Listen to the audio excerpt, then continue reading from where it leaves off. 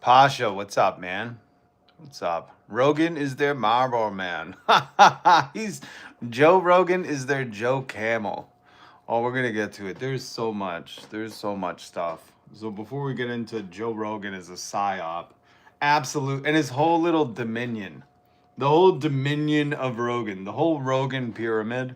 Um, I don't think it goes deep enough to be an iceberg. Well, maybe it does. Maybe we'll get into the Joe Rogan iceberg today, and we'll play some clips, and we'll hopefully have some laughs, and then we'll do some serious stuff because we got to do serious stuff too. This is serious stuff in the news. But you know Joe Rogan, the man who had the honor, the esteemed honor and eloquence of a broadcaster who broadcasts like his got stuck in his zipper.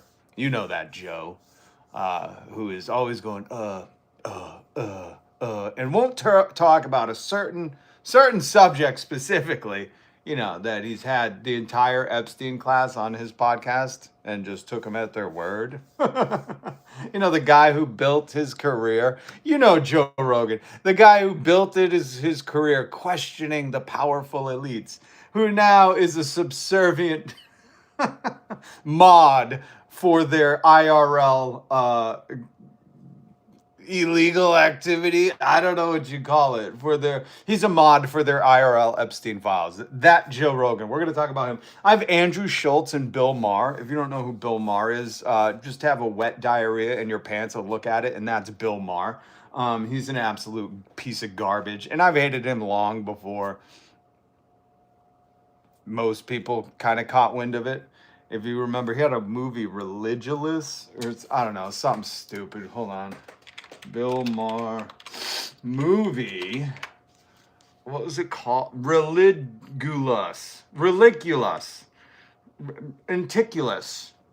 Just the tip of this. Religulous, Bill Maher, 2008, is an absolutely horrific movie. He goes to like West Kentucky and just dunks on these people who probably are illiterate, and I'm not even making fun of them. I honestly watched Bill Maher's movie thinking like, oh, let me see what this is about. And then I just was like, oh, this is where Ben Shapiro and Steven Crowder and Charlie Kirk got their ideas. They got their Ben Shapiro, Charlie Clan. I mispronounced it earlier. It's not Kirk, it's Clan. Charlie Clan, Ben Shapiro, and Steven Crowder ripped off Bill Maher's whole fucking Religulous movie, where he goes to like West Kentucky or East Carolina, I don't know, one of them southern states, and he's just dunking on everyone. He's like, "Oh, if there's a God, why not this?" That's my fucking summary. That's my Siskel and Ebert 40 thumbs down. On Bill Maher's movie. And it's an absolute turd of a movie because you're not challenging anyone. You know, like what I like is a debate where there's intellectuals, not where someone's like, watch me dunk on this kid who just got out of high school. And obviously, Ben Shapiro and Charlie Clan and Steven Crowder pay homage to Bill Maher in their prove me wrong or change my mind or let me go to high schools or colleges and dunk on the freshmen. Like that whole shit is anti-intellectual stuff. And, it's why America is even stupider, But yeah, we're going to play some Bill Maher and Andrew Schulz. How do you pronounce that? Schulz? Andrew Schulz. He's one of Joe Rogan's esteemed, honored podcast bros who podcast like he zipped his dick in his fly.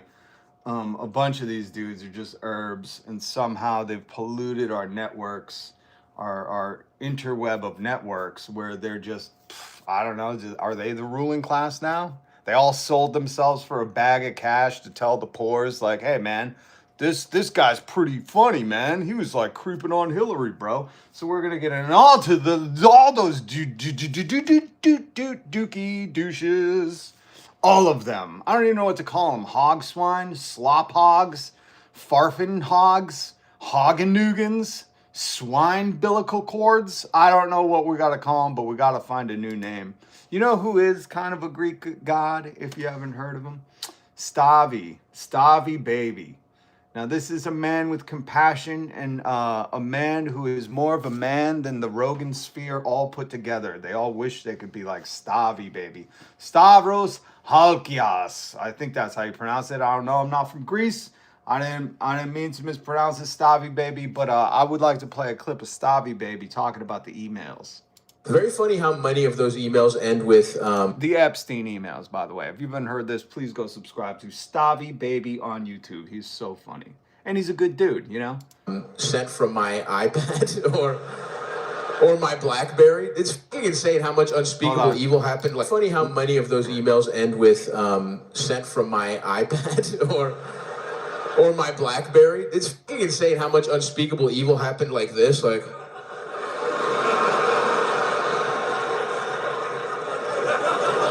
he's doing this with his glasses. Yes, we will have the shipping containers full of Russian children sent over. Swipes up a fucking Angry Birds. Oh man, that boy Elon's all over them. That's so funny. He was sending emails to Jeffrey Epstein on Christmas morning. Do you know how fucking insane that is? Like, even Epstein was probably like, come on, man. I mean, this is crazy, dude. Elon has like 40 kids. He keeps nutting in any autistic woman that will let him. He should have been preoccupied on fucking Christmas morning. God bless Stavi, baby. Whatever Greek god he worships. Go follow Stavi, baby, on YouTube. I just want to play that for you. In case you hadn't heard it. We're gonna get to this. Did you guys see somebody made an AI video of Elon, Sam Altman, and what's his name? Jeffrey Bezos, of the year 2036, where all of us humans are out of work. I'm gonna play that for you, but before, I want to say hi to some people, so let's play some BUNKBED COFFIN. I found yesterday's song. Yesterday I played for you Flowers on a Grave. Turns out BUNKBED COFFIN, like you sleep in, bunk bed and coffin, like you sleep in. Link in the description. Turns out he has Flowers on a Grave with all instruments, and it's even better. So big shout out BUNKBED. Thanks for letting me use the music, man. Let's get the show started.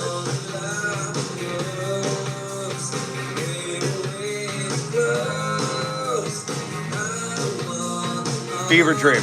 Yup. What's up? Anicle. Jess. Ricky. I like saying Ricky. Wham Bam. What's up? Cat. Hey, Cat. Shout out to Stavi.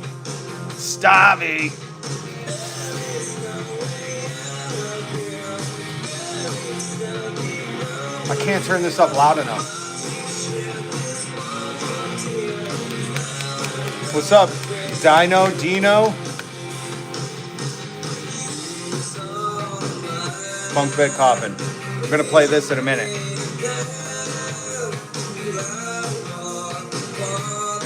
In case you haven't seen it.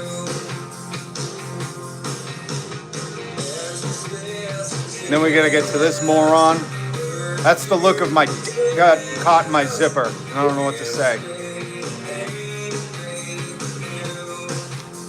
We got some Make-A-Wish kids.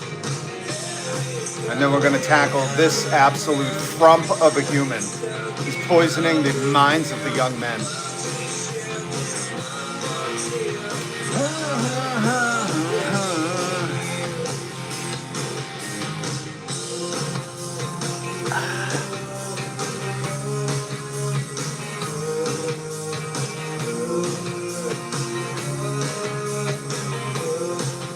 Starboy, The Night. Fever Dream. Yeah, Schultz's.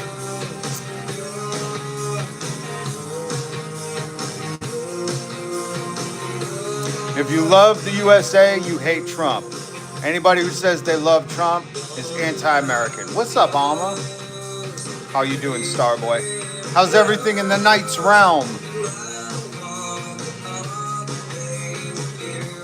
Let some people stroll in. Oh, Raygun's here. What's up, Raygun? Good to see you. We're starting a little early today. We're getting the jump on Hassan. I'm praying, trying to help. There we go. All hands on deck.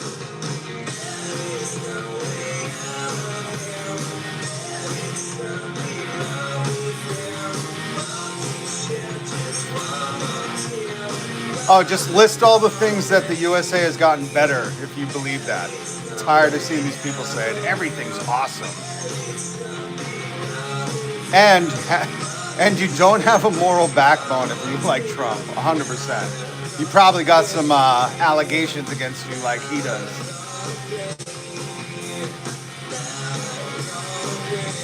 That's flowers on a grave. Flowers on a grave! Here on YouTube Radio! I'm surprised YouTube doesn't have a radio station like Walmart does. That's BUNKBED COFFIN, one of the greatest fucking artists here on YouTube. Go subscribe to him. His link is in the channel. Whoa, Elon. Hate really ages people. Oh, Alma, have you not seen this video? I don't know what it is. I think I'm cursed with finding this stuff really early. Cause I'm like a one of them golden retrievers that they replaced with the dogs that sniffs out the truffles. I'm like that on the internet, trying to find the best stuff for you guys. So I'm glad you're here. I'm glad you're here. Trump has been the worst mental illness sicked upon us in a hot minute. This stream is my vaccine. Ooh, I like that. I like that. Don't tell Joe Rogan. He's going to advocate for you to go to a horse veterinarian and, you know, shove some goo up your butt or something. I don't know what he does. But the guy don't trust doctors unless you are taking care of the equestrians. I wonder what Joe looks like at a horse race. He's like, God damn, I wonder what that winning horse doctor's doing after this. I got a malady that I need adjusted. That's not how Joe Rogan talks because he is from Massachusetts.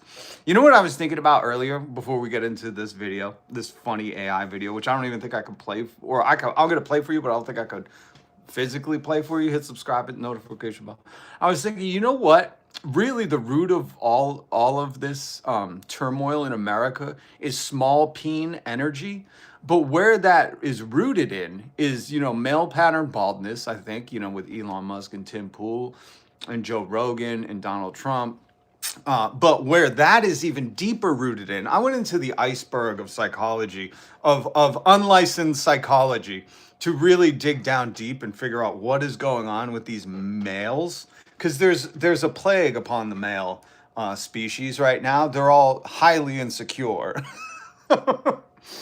There's an insecurity plague upon us, folks, and I'm here to try and dig with my shovel down. I'm going to get my hands dirty to get to the bottom of it. And what I figured out with Joe Rogan, if you know anything about him, his dad hates him and is like, just talk to me, Joe. But his dad abandoned him and his mom, so Joe likes to talk about how we used Snap when we were a kid, but I love to turn around and kick that ladder out from under me. Fuck all those kids like me. That's Joe Rogan's take in a nutshell.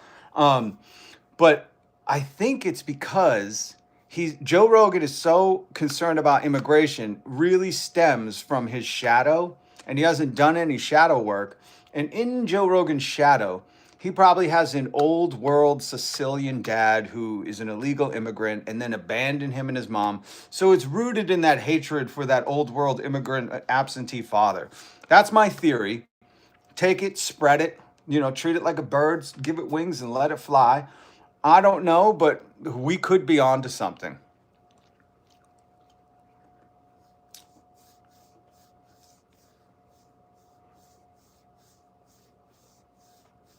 Oh no, we've offended the MAGAs. Listen, if words really have gotten to you, this is not the live stream for you. Okay, if you're in the comments getting flagrantly angry because I'm talking about Joe Rogan, don't worry. He doesn't know who you are, and he doesn't understand that you're doing this work for him. You're not getting paid for it, and I would just say stop simping. You know, go watch him take an ice bath and just mellow out, man. Once you get in an ice bath, watch Joe Rogan take an ice bath and mellow the fuck out. Okay, this ain't for you, and I'm here every single goddamn day talking about these chodes who are poisoning your mind. So you could stay, you could go. We'd prefer if you go, but if you do stay, let me remind you, you can't unhear things. You can't. You can't unhear what I just said. You can't unhear what I'm going to play for you. And you can't unhear my critique and commentary on it. So with that, that's going to rumble around in your head because you got a little acorn-sized brain. And all I say is just going to be mixed up in there. And forever and a day, you're going to be just questioning everything. You can't unhear it. That's just science, you know? Ask LeVar Burton. You can't unhear shit. That's why they would read books to us on TV for reading Rainbow. So if you're triggered, just move the fuck along. You know, I don't even care about the engagement in my comments section. Just move the fuck along. You know, I'm so tired of these chodes, these dudes acting like they got their caught in their zipper, all panties in a bunch, yelling at me in my comments. Here's the thing, guys. Let me get this out of the way once so I don't have to do it again, because there are people here that would like to watch the show, and we're going to play this audio in 1 second. Here's the thing. If you're not chicken shit, just go do your own show. You're on YouTube. Just go make a video. You know, tag Joe Rogan in it. Be like, Joe, I'm getting your attention. Every time someone said anything bad about you, I'm right there for you. I'm right there, Joe, and see if he invites you to his mega mansion with 4,000 acres in Austin, Texas. See if you get an invite to the green room, okay? You're doing your God Joe Rogan's work right now. But I'm all for small creators. I'm all for supporting, you know, anybody who's creating here that's not a hate monger. So why don't you just go on there and, you know, profess your love to Joe Rogan. Do it creatively, and you got to stay at it. Consistency is key on YouTube. So stay at it. But until then, shut the fuck up. Add to the conversation, please. Add to the conversation. All right. So is almost everybody here? I'm not going to take attendance yet. We're going to talk about this man in a minute, but you got to hear this AI video, especially you Roganites, because, you know, Joe Rogan is friends with all these guys. He's not as rich as them, but he probably goes, you know, they take him to McDonald's. They let him sit in the front, and they're like, Joe, what do you want? What do you want, buddy? You want an elk burger? Huh? But as dystopian as the video I'm going to play for you sounds, just get ready, because, you know, I've been calling it forever. They used AI to make it. I don't know. I don't know. Maybe we're all doomed. I'll play it for you. I'm talking here. I'm talking here. Asman Gold. Oh, my God. Assman Gold is a joke. He's, you know, he's the fucking YouTube version of Donald Trump. He adds nothing, has no fucking content. These people are just thoughtless rubes to make more subservient fucking chodes, you know, fall in line. That's it. That's the Psy-Op, folks. They use, you know, a guy who has the esteemed honor of sounding like he got his dick caught in his zipper to make more subservient, less muscular men feel inferior and fall in line and be obedient. That's the Psy-Op. Why do you think Peter Thiel's Spotify invested in him? And then all of a sudden, magically, he became friends with all of Peter Thiel's friends? All of them? I heard somebody on Joe Rogan's podcast say, like, hey, man, I was hanging with Peter Thiel's mom and aunt, or some, like, fucking tertiary side quest characters. And I was like, God damn, Joe is deep. He is deeply in the weeds in this one. This man is deeply compromised, you know? When he's like, oh yeah, Peter Thiel's mommy brought me some yum cooks, some delicious elk meat cookies. You're like, oh shit. Joe, you can edit these, you know that, right? I'm live every single weekday. I don't edit this stuff. That's why it's not monetized, but I'm supported by viewers like you. So if you want to support the channel, you can become a member. You can, there's other stuff. Subscribe, like, share it. I don't know.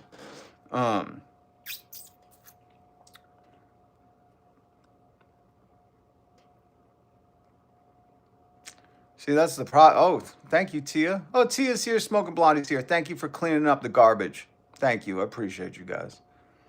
I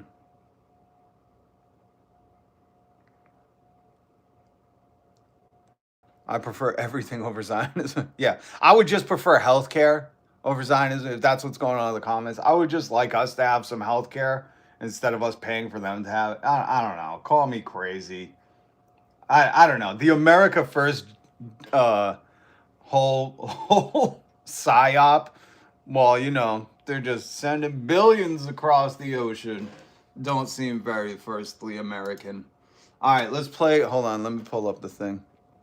And also, I linked this article. This is the only one I could find earlier today, because I think this video is still spreading amongst the webs.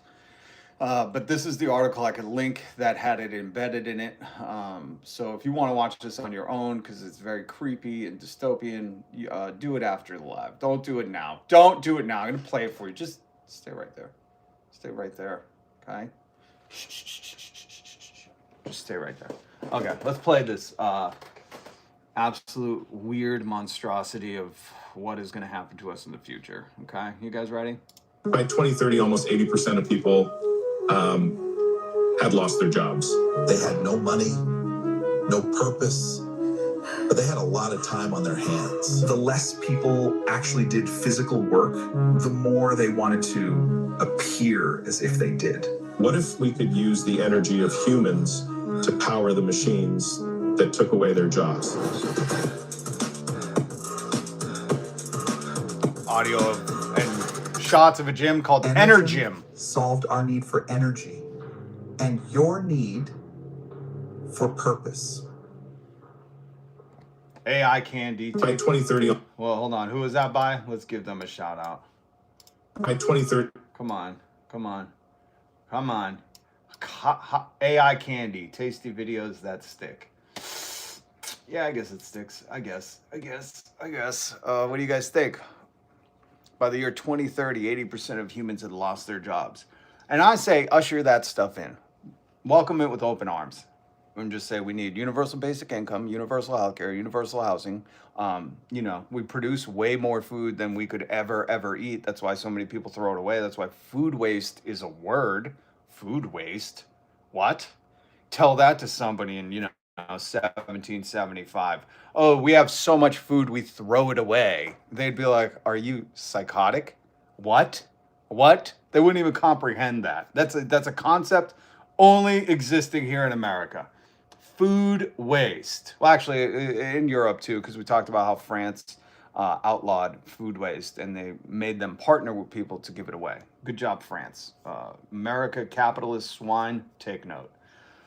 So yeah, what did you guys think about that? Are there really Asmin viewers in here? Asmin viewer? Peter Thiel was not in this one. They should have. There's Asmin viewers. Listen, if you're an Asmin viewer, just show yourself so we can mute you because you clearly are brain dead. I don't know if your father beat you when you were too young or you have fetal alcohol syndrome or what it was, but just good God, man. Good God. Hey, what's up, Lady Wiser? I can't.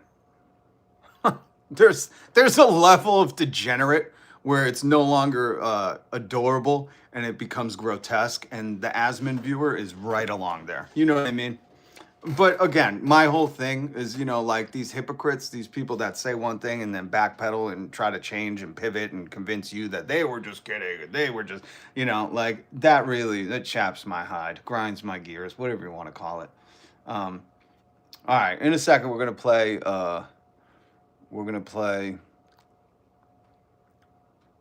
I love Outdoor Explorer defending a guy who streams, defending Asmongold, saying, yeah, the random rambling dude live on YouTube Shorts knows so much.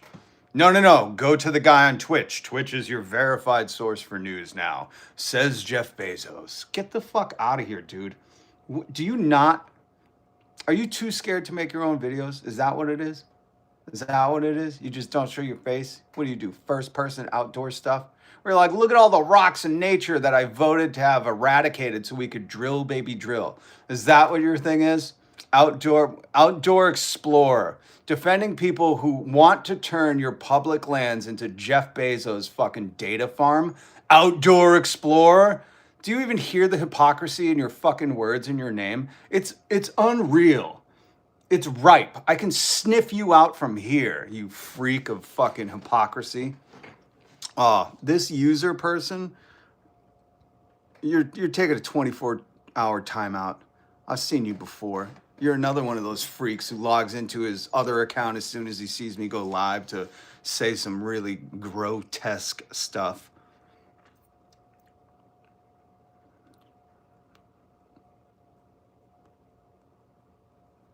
I know I'm fucking awesome. Thank you, Daly and Sanders. Dally. I don't know how to pronounce that. But that's the thing. I don't need verification from some clown named Big Bird who's only in the comments and has no avatar. You know what I mean? Like my self-worth doesn't come from fucking the comments section. It's because I've lived a fucking absolutely radical and tragic life. And once you come out of that and you learn your mistakes and you turn around and you go, I did some wrong and I did some good and I seek to do some more good. And as soon as you suffered enough, that's why that James Vanderbeek video, before he passed away, I played for you. He was like, damn, I've learned some real hardcore lessons. I'm facing mortality in the eyes, man. And he's like, I gotta tell you some shit. It's like, I knew that. I knew that 20 years ago. So that's putting it out there for you and all the little subservient hog snarfers that go for Asmongold and Joe Rogan. That's not your worth. Your worth is what you do every day. You know, it's like Jesus said. He was like, listen, if you want to follow me, act like me. Act like it, bitches. And Jesus wasn't running around being like, there's litters in the public school system here. That damn Roman emperor's putting all the kitty litters everywhere. Jesus didn't do that. You know what he did? He was like, bitches, take off your flip-flops and washing everyone's feet. So I'll believe a Christian when I see him washing some feet, okay? Okay. Let's get to Bill Maher, who's an absolute turd of a human. If you want to know what a turd would look like in human form, just go look up Bill Maher. But don't do it now. You stay right here. Because like I said, his movie from 2008, Religulous, where he went to Western Kentucky and, you know, East Carolina, and he was just dunking on people that were clearly illiterate. I think he went to that Noah's Ark museum, and he was like, damn, there's no God, bitches. That was like his whole movie. He's like a sassy little please don't believe in God so I don't have to question my whole fucking existence kind of dude. And what I said was like, you know where Charlie Clan, the racist dude who lost the gun debate to a long shot, Charlie Clan, Ben Shapiro, when he goes to colleges and debates new freshmen, he's like, listen, can only be freshmen here. I'm not taking any senior poli-sci guy on. Give me all the freshmen, you know? Or when Steven Crowder sets up at a college to, you know, debate freshmen, because you're never going to watch a video of him getting dunked on by a fucking junior. A junior who took fucking hula dancing. Anyways. All those frauds got their ideas from Bill Maher. That's why Bill Maher did that video in 2008 to set up, like, hey, this is how you look really smart. You go talk to stupid people. And it elevated Bill Maher to the echelon of convincing others he's smart. But he had on Andrew Scholes. Is it Scholes? Who absolutely could fucking play Luigi in a IRL Mario and Luigi Brothers movie, but you know, he doesn't have the spirit of Luigi. He's more of, I sold my soul for the bag, let me tiptoe around all these things. You know, he wants to play nice with the elite class. Where is Mr. Schultz? Here he is. Look at him. Oh, Baba the Boopy. So Luigi. I mean, it's just too bad. What looks like that, you could totally fucking throw on a green hat and be Luigi. Hog snarfers, that's what they are. We don't dump on the country that's responsible for educating them. Listen, this country, with all its hooting and hollering for freedom and fucking this, you are only free to be stupid and exploited. So until we, you know, New Revolution, Prince and the New Revolution, this shit, I think it was Prince and the New Generation. But you get where I'm going with it. I don't know. I love the teachers. I love the schools. But again, I hate that teachers every year have to have an Amazon wish list. And you don't see no swine hog cops, you know, putting out, hey guys, I'm down to my last pew. I could really use, I have it at, you know, AmericanEagleAmmo.com, my wish list. So you could get me some more, I don't know what I can say on YouTube, but BULLTS, you know. I'm trying not to get demonetized. Oh, I got to start saying flock you. That's what I got to say. Why are so many pedo apologists in the chat today? They're probably waiting for like Tim Pool to go live later. They're like, we have no friends and we have no life. We have to do something, guys. Come on, let's go defend the Epstein files. Pew pew is allowed. Thank you, Jamie Jam Jam. What's up, Sid? How are you? Feeling much better now. Thanks for the chat the other night. It is my honor. Oh, what's up, comrade? It's my honor to, commune with the people. How else? Tim Poop is the worst. He is. Majority Report, others time, all the time. Alive from Philly. Good, man. Philly's a wild one. I love Philly. I don't know if I could live there, but Philly is... It's like visiting Mars. Like, why would you want to go to Mars where you could just go to Philly? Those people booed Santa, Like, Philly is a different reality. Listen, Philly is on its own timeline, okay? It is in its own reality timeline. And I appreciate it. You notice, man, Trump ain't messing with Philly. You don't want to upset Philly. You just don't. All right, let's play this absolute hog snarfer. And with his friend Bill Maher. Just listen to this shit. We're going to pause it in between. Like, and again, I don't know too much about like the Ilhan Omar's politics or whatever. But I love that he admits right out the gate, right? Right out the gate. These are the esteemed podcast bros that sound like they got their dick caught in their zipper. I don't know. If I came on here and I was like, I know nothing about Bernie Sanders' platform, but that's my guy, or I can't stand him. Wouldn't you be like, wait, did you say you know nothing about that? You have the internet. Read, you dickhead. But yeah, so right out the gate, let's play it again. Andrew Schultz is showing you why you should why everyone went to him for political advice on Donald Trump. Because he's really the guy in that realm.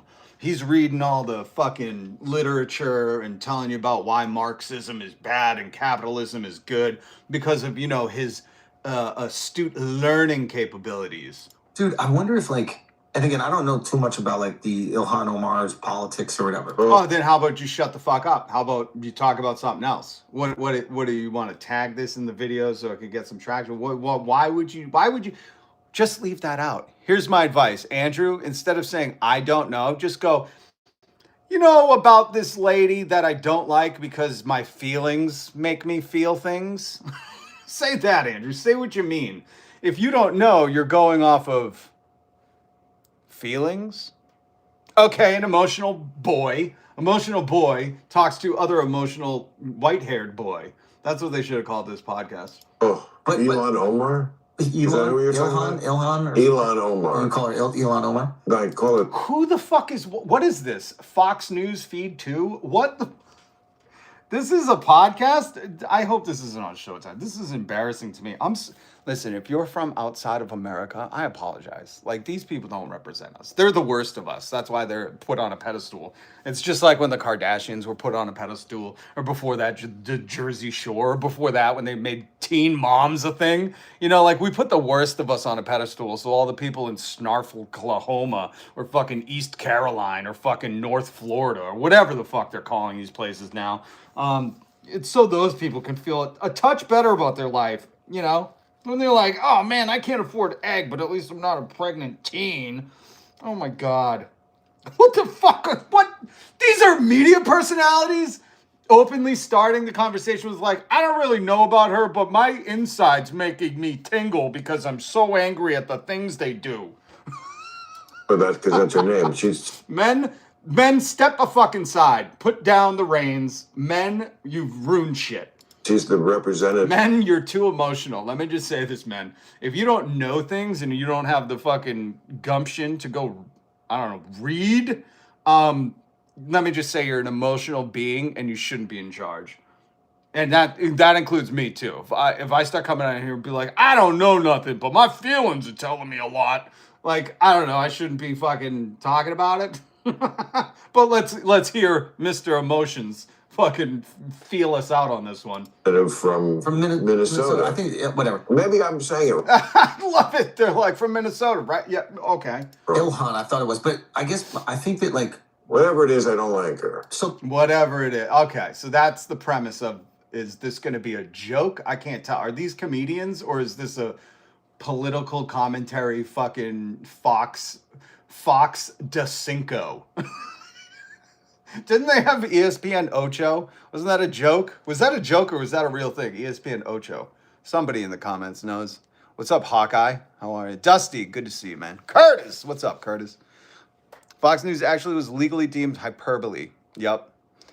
But wasn't there a, it was a joke from Dodgeball. Thank you. It was a joke. Okay. I don't, in this reality where there's like Newsmax Nation, Fox Offline, Fox Online, Fox Closed Circuit, Fox at Epstein's Mansion. You know, like, I don't know. It's one channel fucking with a bunch of different talking faces that are very emotional and don't care to read or tell you the truth. So I've just assumed this was like Fox News, the Ocho. That's what this is probably broadcast on. Well, the point that I'm trying to make here is that, like, Is she a representative of America or Palestine? Is my question. Well, here's the thing. Is that your question? Well, then let's ask. Is Donald Trump a representative of America or Israel? That's my question. I don't know. He's given them health care. He's given us none. I don't know. Let's play this tit for tat. Oh, wait. Is Andrew Schultz going to say that? Let's see. Important. It's like, I think that she has and I don't even know if she understands this as privilege, but like she has a... Oh, we got white splaining happening, folks. This is my favorite kind of explaining. It's one tier above mansplaining. It's when this guy who, 70 years ago wasn't white, because clearly he's got to be Italian. I don't know. Schultzio!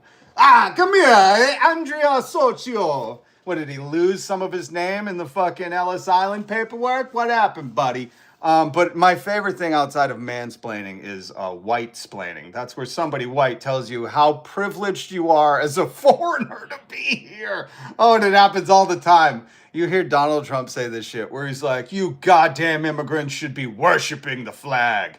Like Kid Rock does, where he cuts it up and turns it into overalls. You should be worshiping the flag. You should be molesting it like Donald Trump does. I love that shit. I'm like, yeah, that's it. That's it. As long as everybody can grope an American flag, fucking these white guys have no problem, okay? White guys like this only get upset if you're not groping the American flag like their president did, Donald Jennifer Trump. An identity outside of being American. Like, she has this separate... Wait, I have to rewind this because you have to... I just need to point out how stupid he is. Seriously, if you're watching him, tell your parents the iPad needs to be put away, okay?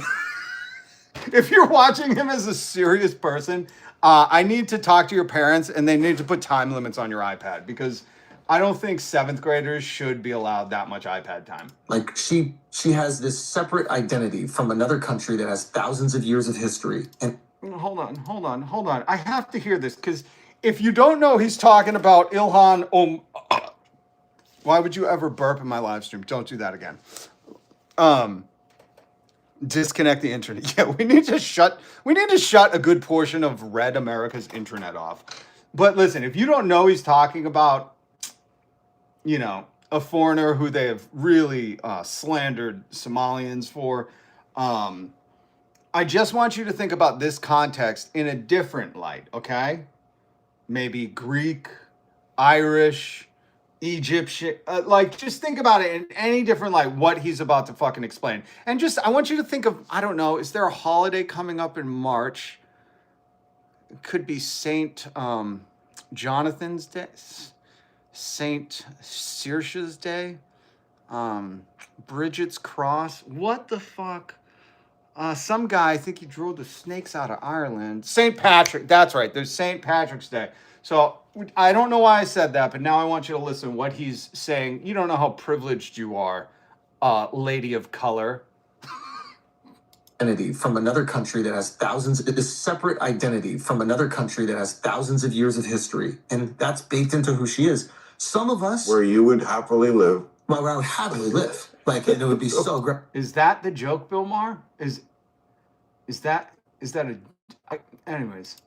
So, and she married her brother. And it is what it is. So you can do that. I mean, if I had This has to be on Fox News After Dark, right? Is Andrew Schultz and Bill Maher on Fox News After Dark?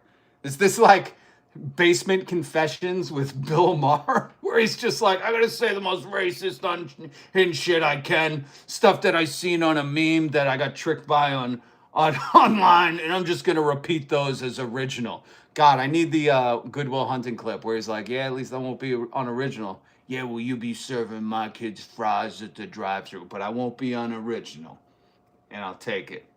Sister, no. You can marry your sister. I don't know what you could do. But the point, The funniest thing about them joking about someone marrying their sister is, I don't know, Donald Trump is on record saying he wants to bang his daughter. That's the funniest thing. It's like, oh yeah, let's make fun of these people, the people with no power, fucking, that have been ostracized by the government and defunded by the government and sent the Epstein Army, ICE, aka the immigration chodes.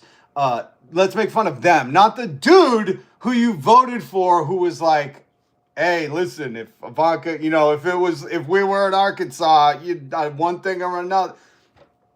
I can't fucking believe these hypocrites, man. Nobody should take them serious. But I want you to remind you what he started with. This bitch don't know how privileged she is. White guy who just got accepted to being white in, I don't know, 1870? I don't know. When did we start letting the Luigi-looking motherfuckers be white? When did that happen? Somebody give me a date. I just want to check his white paperwork. That's what these people want. You understand that, right? Like, fuck. Oh my God. This is insane. I can't believe fucking Luigi here, whatever his name is, Andrew Schultz, goddamn IRL Luigi, is telling us about how privileged these immigrants should be, that they have a culture that they can identify with. Okay, Luigi, continue. Identity outside of being American. The thing is important. It's like, I think that she has and I don't even know if she understands this as privilege, but like, I don't even know if her small woman brain can understand this privilege she has of identifying with a culture outside of America. As he says this, close to St. Patrick's Day, what the fuck is going on here? Is America this stupid where they take this as like, yeah, that's a good point. That lady don't understand her privilege. I love it. The melting pot of the world, where people fly their Irish pride, their fucking Italian flags, where we have a little Italy and a fucking tiny China in every city. This lady doesn't understand how privileged she is to be identifying with a culture that isn't indigenous to America. As you can all see, he is very indigenous to America, right? 1957, he's stuck in the time loop. Yeah, what is this? Wait a minute, Charlie Kelly's here? Hold on, I gotta take this off. I'm getting a little hot. Hold on. Italians were considered white, widely accepted after World War II in the 50s. You can always leave it to Charlie Kelly to crack out a genius gem and then go back to the basement. Oh, Charlie, hold on. I did something special for you, buddy. Hold on. Don't go anywhere. I was thinking about how I love when Charlie shows up. And we're just going to take a break from, clearly indigenous to American male can't identify with any kind of culture outside of America, telling, Ilhan Omar that she has the privilege of identifying with a different culture. This is top tier fucking intellectualism, really. But Charlie, I found some It's Always Sunny memes, and I wanted to take a moment because we were graced with the presence of Charlie Kelly to just really appreciate the amazingness of It's Always Sunny. This one's one of my favorites. A State of the Union is absolutely great. There's 73 million children in the country for me and my friends. This episode was great. And then when Dee does stand up, as a Republican MAGA woman, I voted to make sure that if I'm ever impregnated, I will also be arrested, imprisoned, and possibly executed. So I guess joke's on me. Oh, Charlie, I'm glad you're here. By the way, if we're doing some meme news, did you guys see this is actually the U.S. Department of Education? That's their new gray verified check or whatever. This is their Twitter account.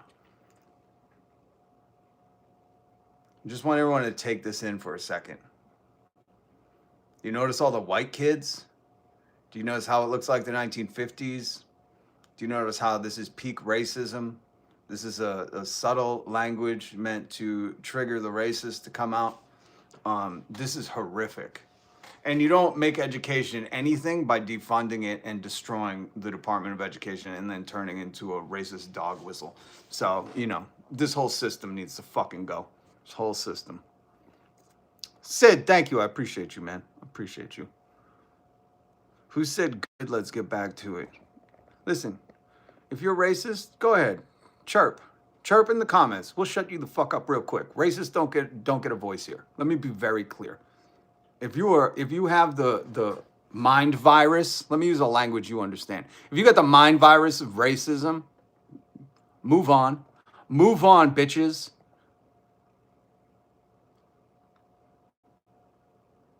The only sad and pathetic ones are the racist chodes, okay? Those are the only sad and pathetic ones. My heroes, Fred Hampton, Tupac. We gotta mention Kurt Cobain. I would imagine he would get honorary Black Man Award at some point if he had lived. Harriet Tubman. Harriet Tubman take Andrew Jackson off the fucking 20 and put on a real hero. Harriet Tubman, who had more courage than Joe Rogan and any of you chodes in the comments. Jason Lockhart, look at that. He's got it. What is that? A cowboy hat on?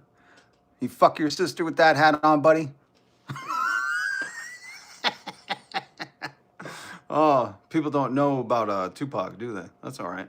That's all right. I don't expect everybody to be more educated than Harriet was a warrior. If you don't know Harriet Tubman's story, saving hundreds of people, serving in the Civil War, escaping slavery, being a wanted woman, and going back for more. She's braver than any human I know alive right now. I don't care, military or not. She wasn't trained, she wasn't in the military, she was an enslaved human who said, F that noise, multiple times. There is no braver soul than I can imagine. John Brown, Harper's Ferry. Hey, that's my cousin. And she not only served in the Civil War, but she, was it the Red Cross? I can't remember. I can't remember all the old words. Thomas Sowell. I don't know that one. I don't know that story. What is Thomas Sowell? Oh, Thomas Sowell?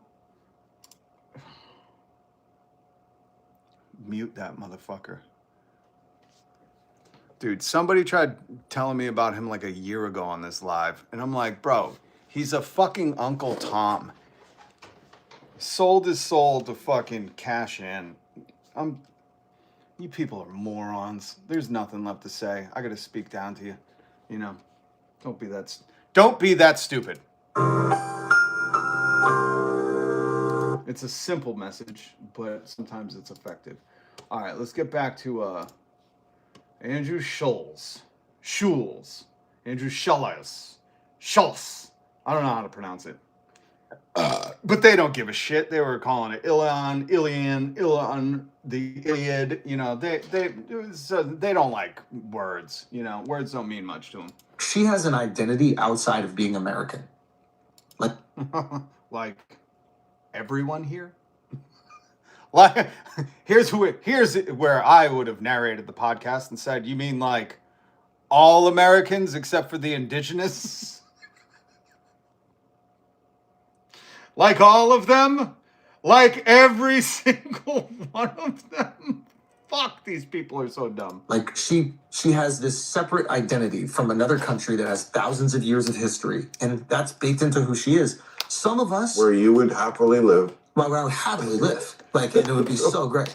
And you know, she married her brother. And it is what it is. So you can do that. I mean, I love also the point that he's making. Let me pull Luigi back up. Here he is. I love how the point he's making is like, man, she has like this other identity that's really like making me upset. You know, she needs to worship what I worship in the land of the free. That's the only way I feel safe. He's getting to it. Don't worry. Don't worry. I'm not alluding too much. And if I had a sister, no. Ignore your sister. I don't know what you could do. But the point is, You like, can do anything to a woman.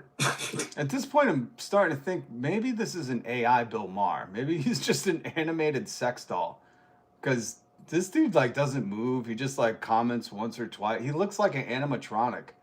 Like, did Disney's head create this for Bill so he could just, you know, sit in a test tube upstairs or something and hope for youth? He's a freak, man. Okay, so let's just put that right on the table. So I love how they're both laughing at something that wasn't funny. oh, the point I'm trying to make is, like, some of us only have America.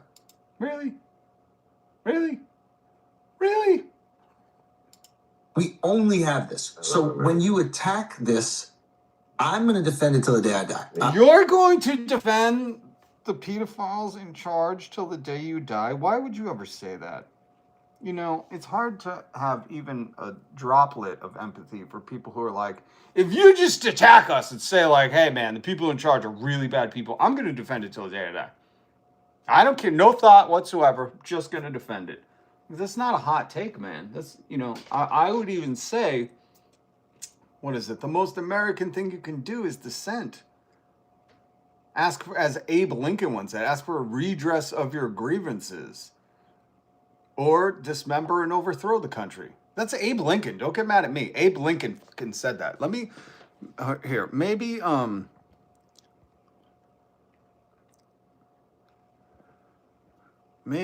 Andrew Schulz doesn't know this. And, you know, you can't blame him.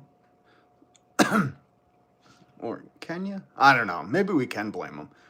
Maybe when you're that rich, you should, I don't know, read something. You know, when you're that rich, you got to stop being kind of stupid. So this is Abe Lincoln, 1861. This country with its institutions belong to the people who inhabit it. Whenever they shall grow weary, I'm beyond weary, bitches, of the existing government, they can exercise their constitutional right of amending it or their revolutionary right to dismember or overthrow it. That's Abe Lincoln, not me. I wish I came up with this quote. That's not me. So when he's like, hey man, when you dissent against my country, I get very sad. So sad, I'm going to use the full force of my amazing platform where I'm very funny and I elected Donald Trump to come after you. Have this. So when you attack this, I'm going to defend it till the day I die. Is he saying he needs a safe space? Is all that just for getting to like, I need a safe space. I need a safe space from anybody who's going to critique what I helped usher in America. I helped usher in this ruling Epstein class who is finding no accountability for all their Epstein friends. And when you attack that, really what you're saying is like, Andrew, you make bad life choices and I don't reflect. I, Andrew Schulz, do not reflect and cannot take criticisms.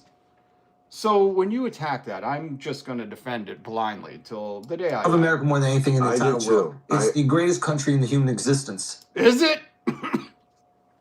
Oh my God. It is? Interesting. I would just say one stat. The greatest country, usually people would like live long enough and prosper.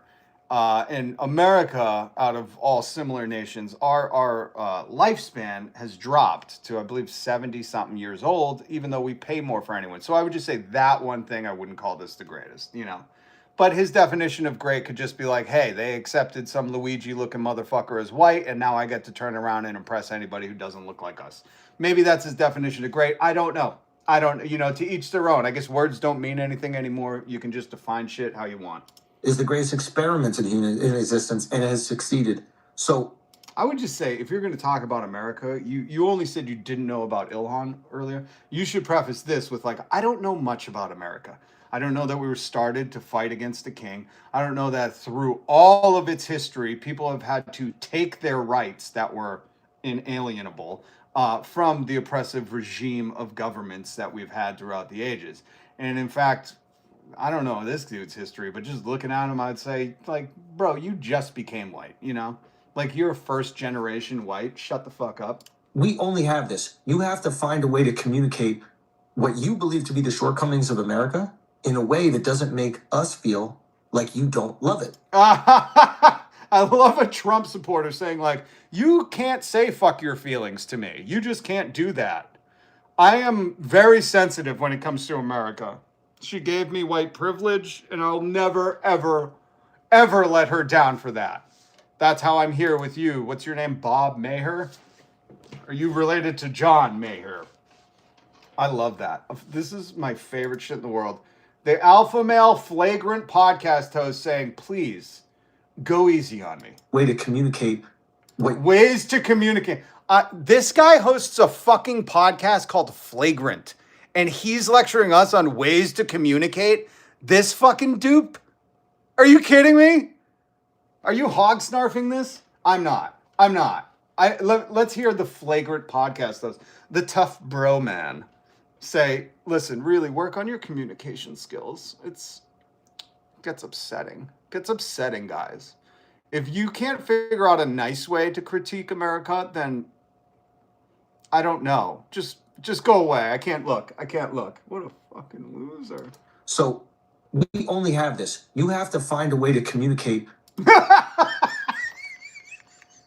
I never thought I'd see the guy who helped Trump get elected say, you really, the problem is your communication skills. Really. This is Andrew Schultz telling you to work on your communication. The host of Flagrant. I don't watch that podcast. I know what it's called. And let me just tell you, this is funny on its face. Seeing this motherfucker dude. By the way, you can catch me on Flagrant where I say shit in your face, man. Work on your communication skills. That's really what's important here. Because me tum-tum gets all sensitive when you upset me. We only have this. You have to find a way to communicate what you believe to be the shortcomings of America in a way that doesn't make us feel like you don't love it. This is not real life. People can't really listen to this and be like, that's exactly the point we were making. By the way, Democrats, fuck your feelings. You know what I mean? Like, this can't be real life. This can't be real life. The PC cancel culture crowd is telling us to communicate our feelings about how we hate the fucking healthcare being run by PDF files. Oh, you got to find a nice way to say it. And then we'll support an investigation. Holy shit. All right, so I think the message today is don't listen to Andrew Schultz. All right, kids? Holy shit. Oh, I can't believe like these people go on live or go on a recorded thing and they're like, all right, I got it. Here's a great take. You know how a couple years ago we were complaining everyone has to be PC and there's cancel culture if you say the wrong thing? Well, I really want to spread the message that it's your communication style with America. If you could communicate a little nicer, then maybe we'll take up what your grievances are. But until you learn to communicate, really, you're going nowhere. This is the fuck your feelings crowd. This is everybody gets canceled if you say the wrong thing. This is the Joe Rogan verse that you can't say anything anymore, telling America it's your problem with communicate. Is there any Andrew Schultz fans in here? I just want to mute you personally. Hog snarfing is exactly what most are doing. People are obsessed with what celebs eat, wear. Bunch of hog snarfers.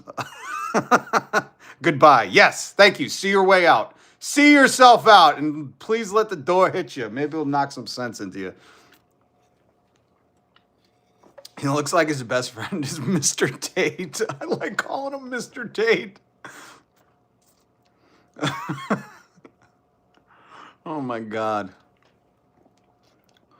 Oh my God. Explain to me what white privilege is.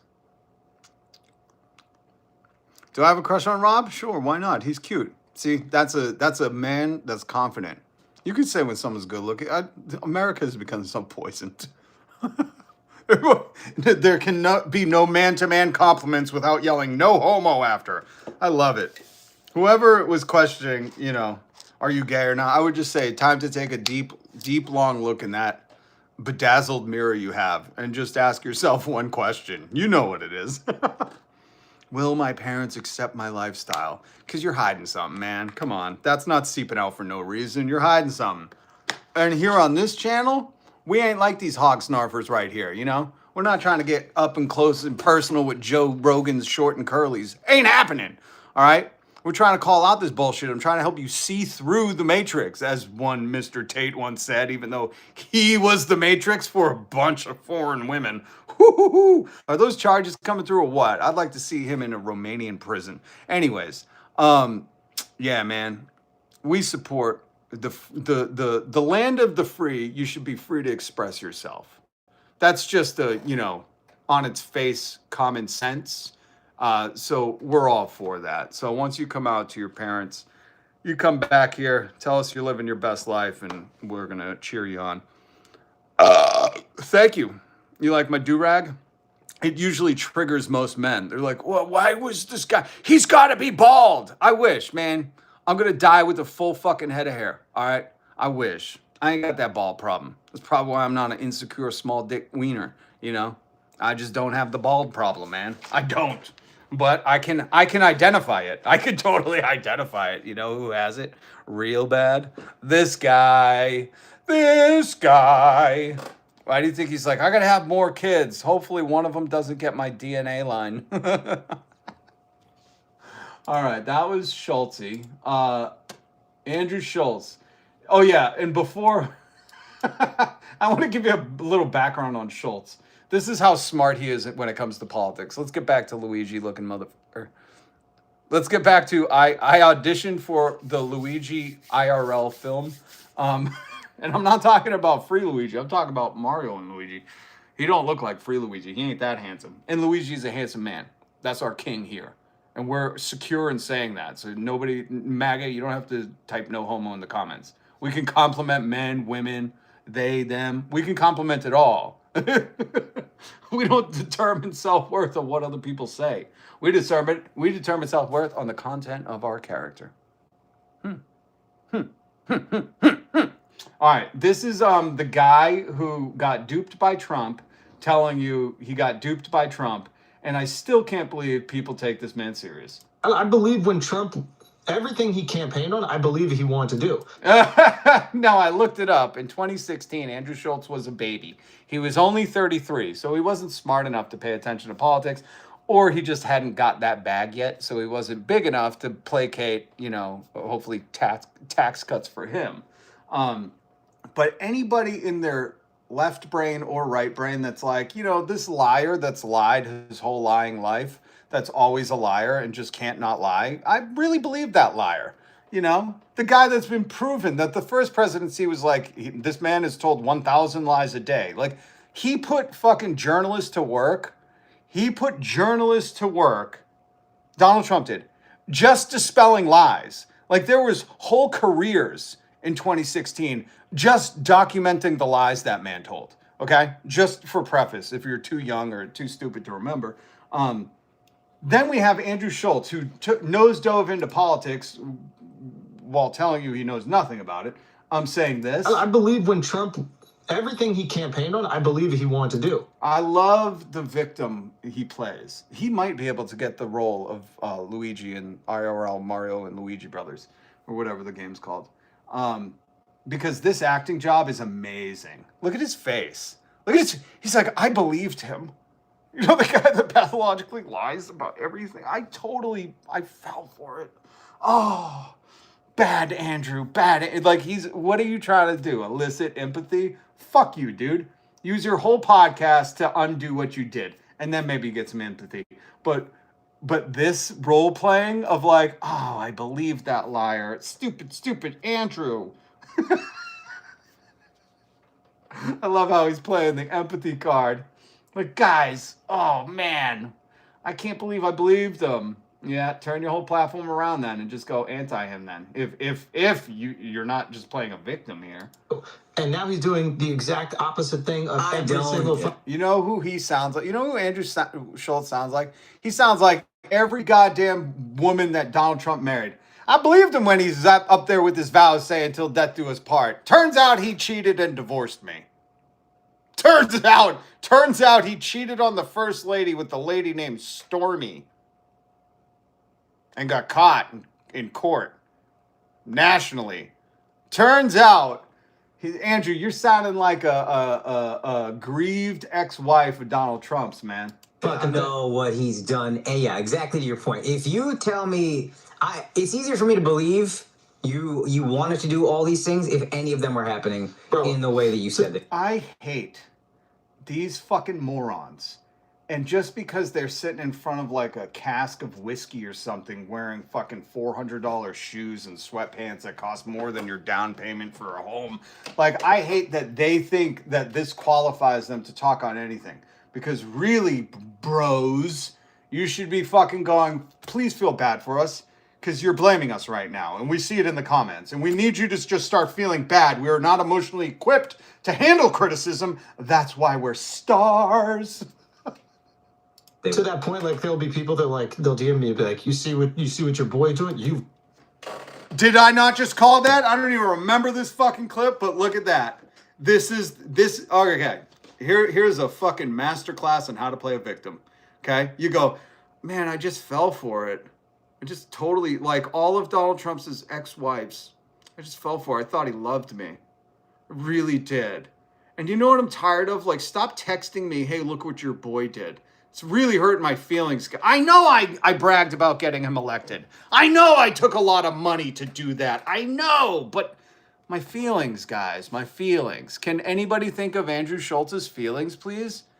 He has all that money to cry into with a fucking shirt he could have got at Walmart for $7.99, but instead he spent $400 on. Can you not feel bad for this man?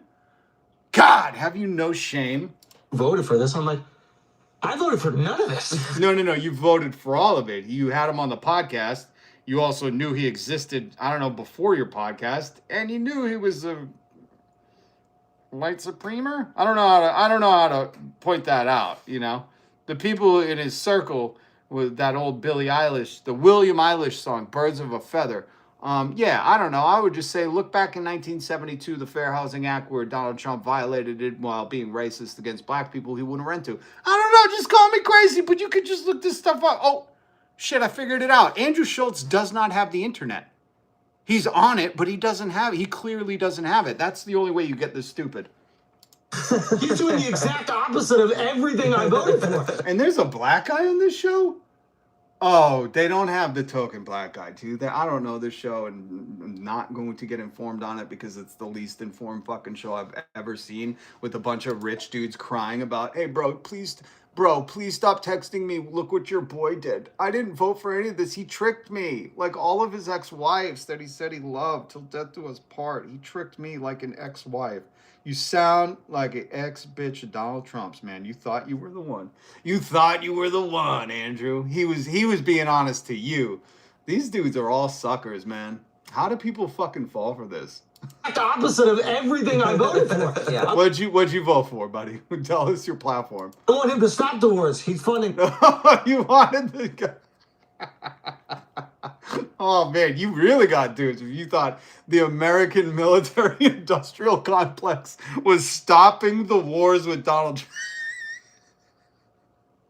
Oh man, I feel bad for Andrew. What's his birthday? Yesterday? Holy shit. I want him to shrink spending, reduce I'm sorry. You can't not know Donald Trump bankrupted casinos. You wanted the dude who bankrupted casinos to not spend money? Oh my God. This is fucking... That's the other thing. Like, this is the funniest Andrew Schultz has been. And everybody's sitting dead-faced like... I'm like, I would be on the fucking floor. I would have kicked over that decanter of... what is that? A decanter of Red Bull? I would have kicked that fucking decanter over and shattered it. But like, this is so funny. You bought that? The dude who told Melania till death do us part and then went and hooked up with Stormy Daniels after Melania had Barron. You thought he gave his word and shit? Oh, I'd be rolling around on the ground. I can't believe that this is the funniest part of Andrew Schultz's bit. Is this a stand-up? No, this is his podcast. This is flagrant? How is nobody laughing? They look so sad. I would be in tears. I'd be like, you believe Donald Trump? Who the fuck are you? Were you born yesterday? Holy shit, check his paperwork. But he's increasing it. It's like everything that he said he's going to do, except sending immigrants back. Oh, that's his one thing. He's like, hey guys, I don't know if you know this. I'm not Italian anymore. I'm officially 1957. They turned me white to help fight the race war. And I take that with a badge of honor. So, you know, we got to get out the other ones. Fucking Christ. You know, that is his audience, like, one thing. They're like, we're holding on here. He's turning on Trump, but he still does the immigration talk. So we're holding on by a thread. This is his plead to his audience. Like, please don't abandon me. And now he's even flip-flopped on that. I believe when Trump... This is the funniest. This is a comedy bit, right? No, people are showing it to expose him. Oh, they're exposing him as the moron that you should have known he was. Oh man, I thought this is the hardest I've laughed in a long time. I would like to thank Andrew Schultz for doing a comedy bit where he was just proving to the world how fucking dumb he is, because this is hilarious. I feel like I should clip this and be like, Andrew Schultz on fire, fucking roasting himself, roasting the one-man show. What is this called? Roasting the one-man show? This is brilliant. Trump, everything he campaigned on, I believe he wanted to do. And now he's doing the exact opposite thing of everything. You know what's even funnier? I know some of you guys are new here, so you haven't heard this, but what's even funnier is I have a clip of an Arkansas soy farmer, I call him a soy boy, from Arkansas, who's saying the same thing Andrew Schultz is. Andrew Schultz is a soy boy Arkansas farmer. That's his intellect level. Holy shit. I'm going to play this clip for you. This is a farmer on the news when Trump did the tariffs and all the Arkansas all 6 of the fucking generational farms were going out of business. This farmer got interviewed on the news. I pulled the clip because I was like, my God, I'll need that one day. And Andrew Schultz being like, Donald Trump tricked me. He said he loved me. Is exactly what the farmer said. The farmer, if you can't hear the audio, it's a little bad, but the farmer goes, Donald Trump, you looked me in the eyes and said, I love you. I need to see the fruits of those loves. I wish the news would follow up with this guy when he's living, you know, in a tractor or something because he lost his farm. I really think they should keep up with this dude because he gives you gems on the news. But here's the farmer, Arkansas farmer, soy boy, who's saying exactly what Andrew Schultz is saying. Mr. Trump, you looked at me, sir, and you said, I love you. Mr. Trump, I need to see the fruit of love. Mr. Trump, you looked at me, sir, right in my eyes and said, I loved you. I need to see the fruits of them love. I'm about to lose my farm. Oh my God. And now we cut over to Andrew Schultz. It turns out, man, this guy is like the most miraculous fucking charismatic grifter of all time. He is the P.T. Barnum of our fucking generation, Donald Trump, because now Andrew Schultz is like, he looked at me with those gorgeous eyes and said, I loved you. And I believed every word of it. And Donald Trump tricked 3 women into marrying him. He cheated on all 3. Don't worry. I believe when Trump, everything he campaigned on, I believe he wanted to do.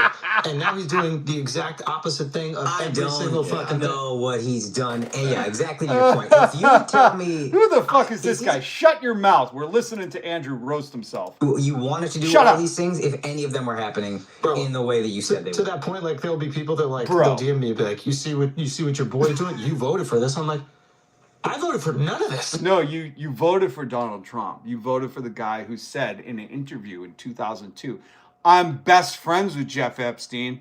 We both like women. He just likes them younger. And you avoided that and put him in the White House, okay? Go on roasting yourself. I love He's it. doing the exact opposite of everything I voted for. Yeah. I want him to stop the wars. He's funding them. I want him to shrink spending, reduce the budget. He's increasing. He wanted the casino failure to reduce this. I love this bit. Andrew, you are fun. Keep doing this. Put it on Netflix. God damn. Andrew Schultz is funny, man. He is funny. Joey Fowler, remember that name. He says, God bless all the PDF files and protect them forever. Joey, interesting that you don't have your face on your avatar, but, you know, good to know there's still people out there totally supporting the most disgusting hog snarfers of our day.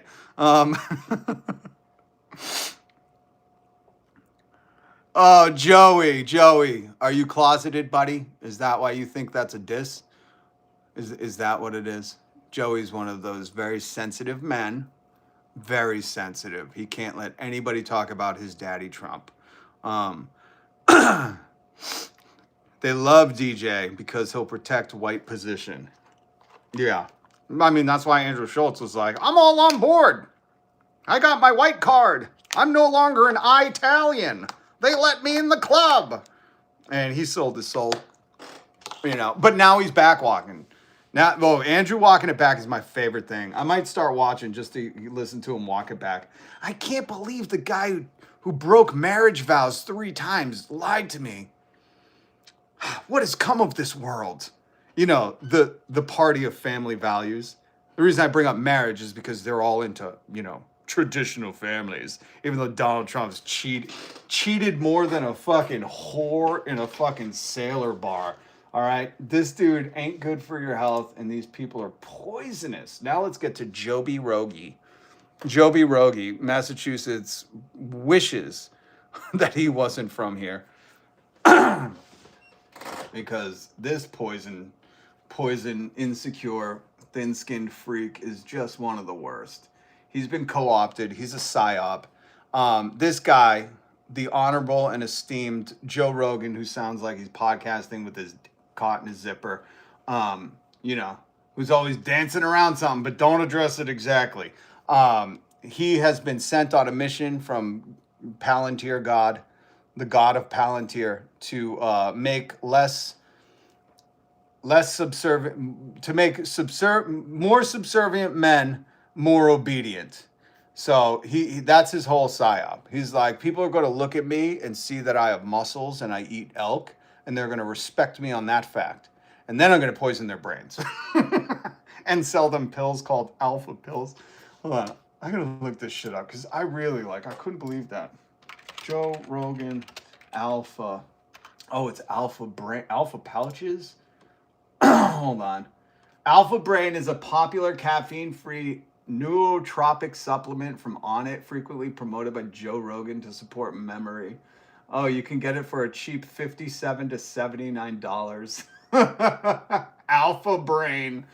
I love it. These people are such morons that they're like, I eat Alpha Brain. Alpha Brain make me smart. Fucking idiots. These people are so stupid. Alpha Brain. All right.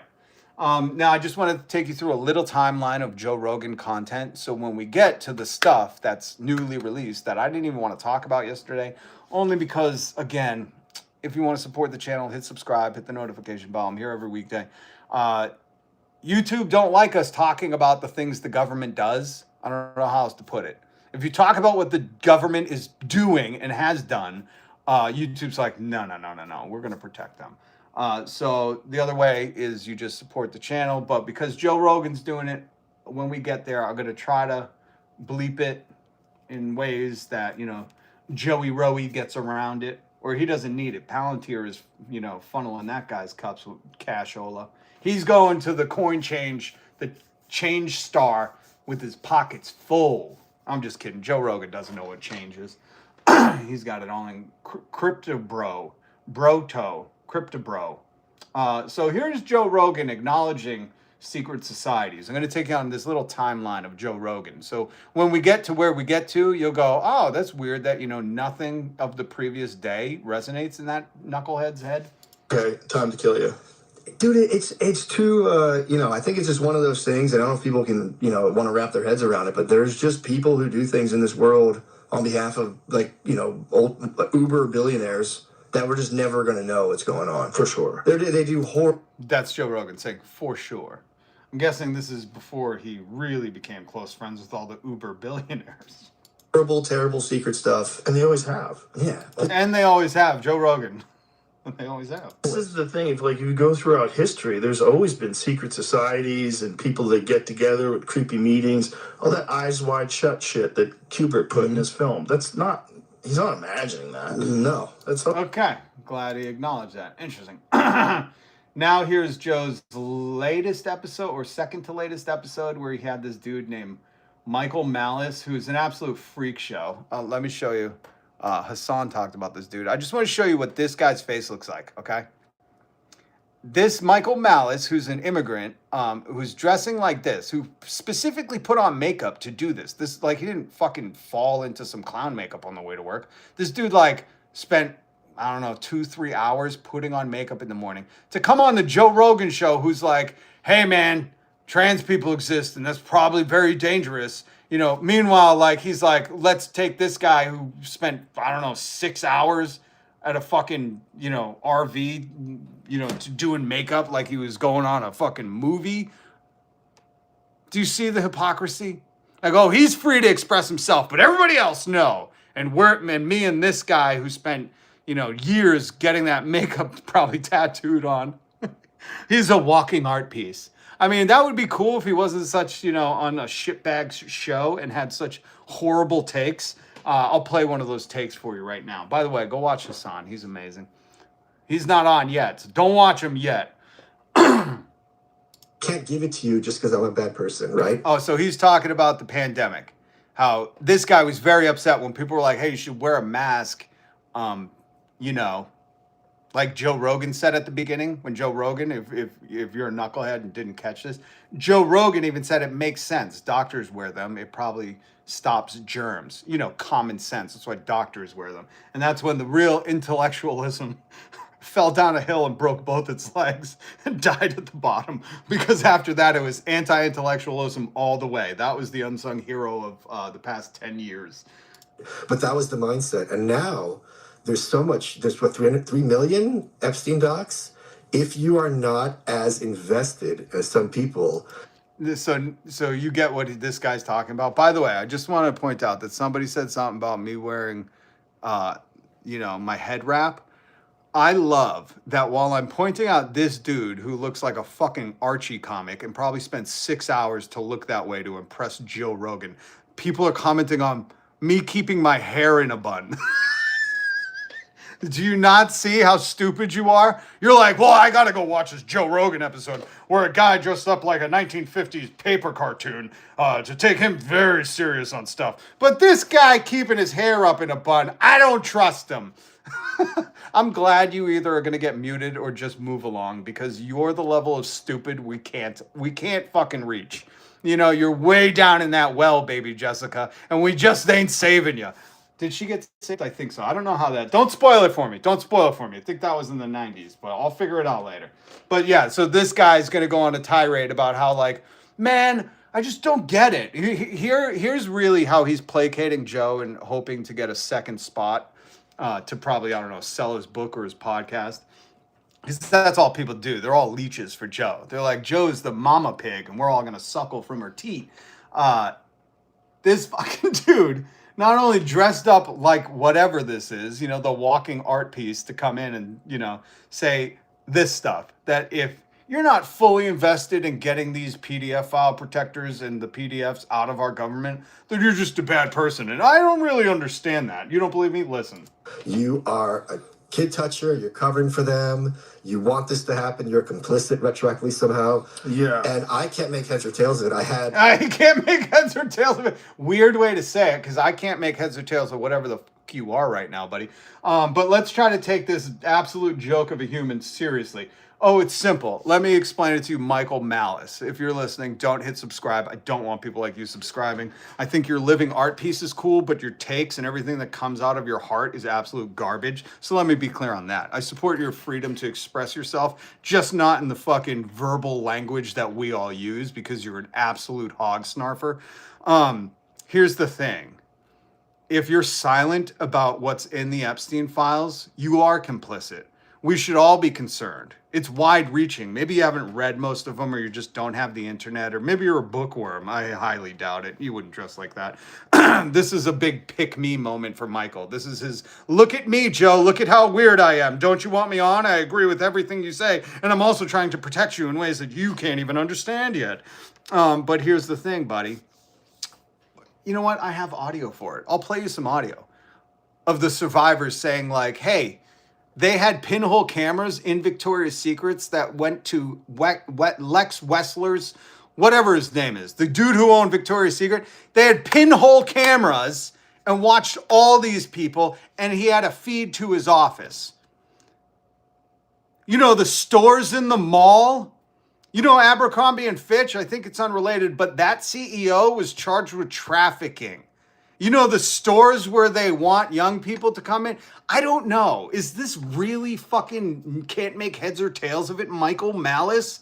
That anybody who has some decency and sanctity for the human spirit would be like, yeah, society needs to rid these people. You know, like we need a scourge of the earth of these folks. Can't make heads or tails of it, Michael. I love how Joe Rogan's just like, yeah, man. Yeah, I totally get it.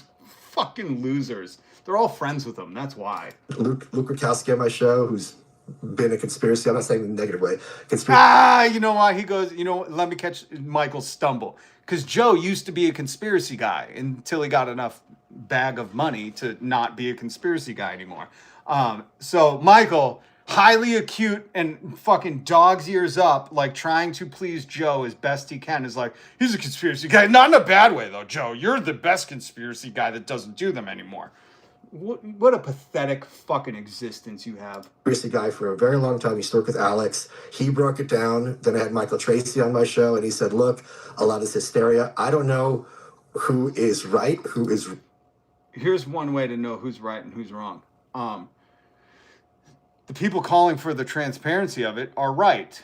It should be transparent. You should show everything. You shouldn't protect any of these people. That's right. It's a weird concept to understand when you look like this, but I don't want to judge people on looks, so I'll just go on his fucking words.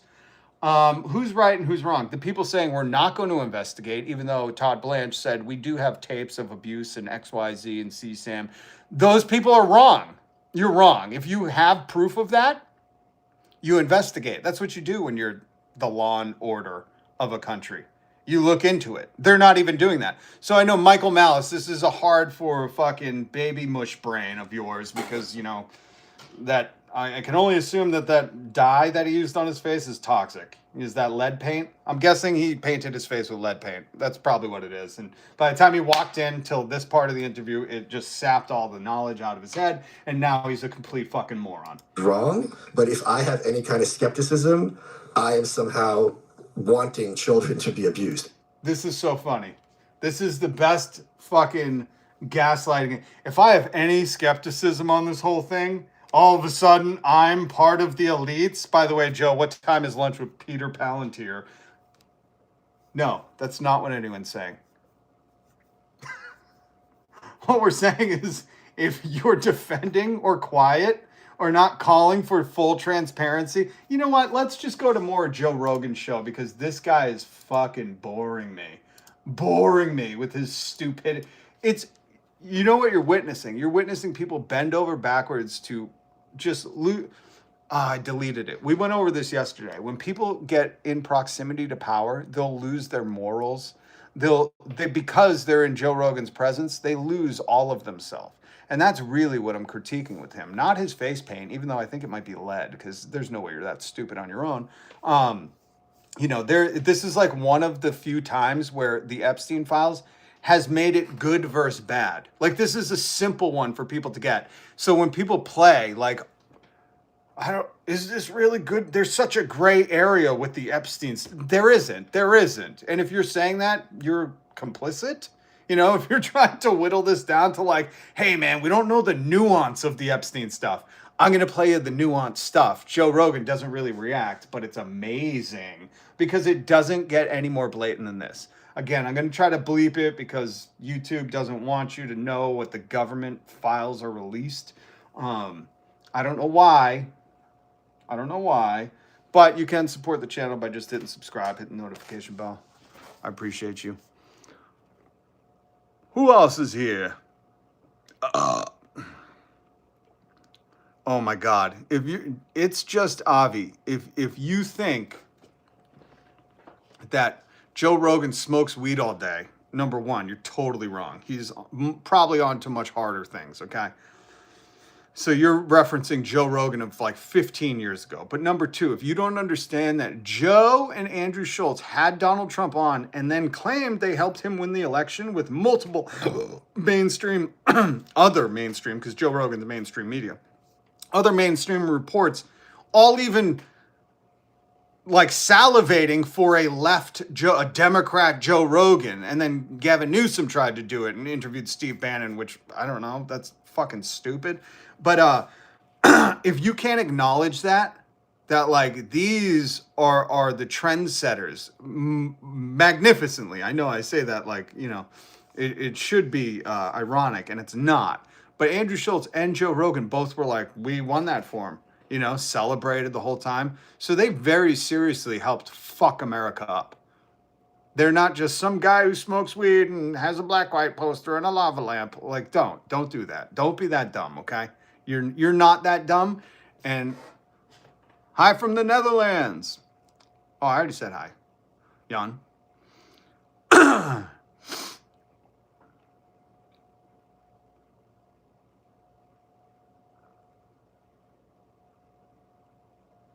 You think Joe Rogan likes Hunter S. Thompson and doesn't indulge in anything more than weed? Do you know who his friend is? Elon Musk, admitted K-head. Okay, keep living in that little fantasy land.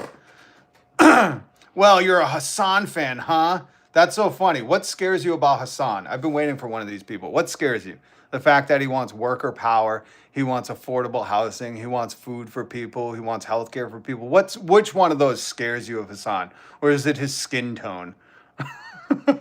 You know what I mean? Which one is it that scares you about Hassan? I'll wait. Or are you gonna run away?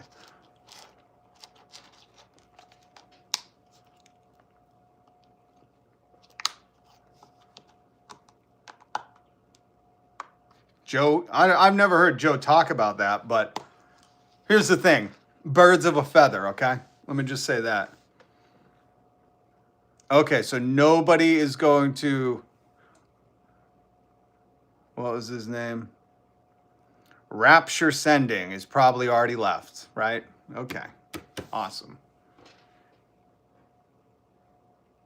That's not true. I watch Hassan. You clearly don't. And that's not a fucking critique saying that he's whining someone else has fans.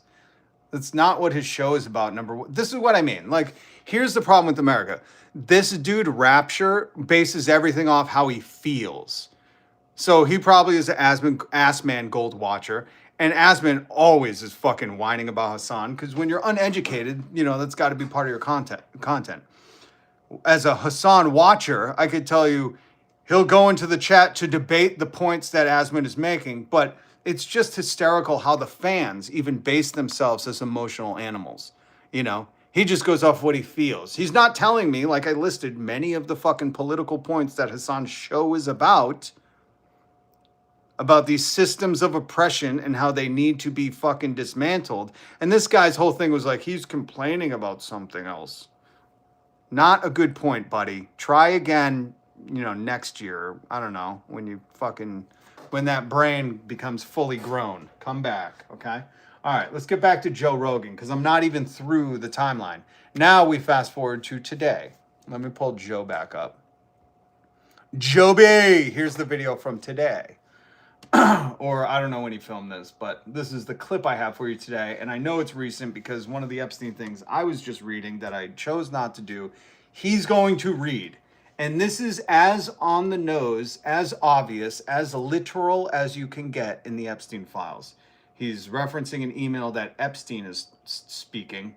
Hold on, let me try to pull up my sound effects so I can try to bleep this. I don't know if I'll be able to, but... This one's crazy. I've heard. So he's having a conversation with a woman who says that she heard that there's a place. Here it is. A friend, Eliza, told me about a project she's doing researching a really bad guy that gets children for sex sent to his island. She almost fainted when I told her that person is me. Wow. Like, Yeah. what? Okay, so that's just there. There's no way to interpret that any other way. That person is me. That person is me. I'm Children for sex sent to his island. Damn it. That person is me. Monetized. Holy shit. That one is fucking crazy. That's 2018. It doesn't get more obvious than that. You know how Joe Rogan has beat around the bush a lot, and we just heard him with his guest, old lead paint face. I don't know what you want to call him. And they were like, man, I can't believe that people were like, if you're not against the Epstein files and the people in it, then, you're a bad dude. Literally just said that. Joe in the background nodding. Conspiracy guy for a very long time. He used to work with Alex. He broke it down. Then I had Michael Tracy on my show, and he said, look, a lot of this hysteria, I don't know who is right, who is wrong. I don't know how you can, like, if that guy was on my show, I'd be like, this is so simple.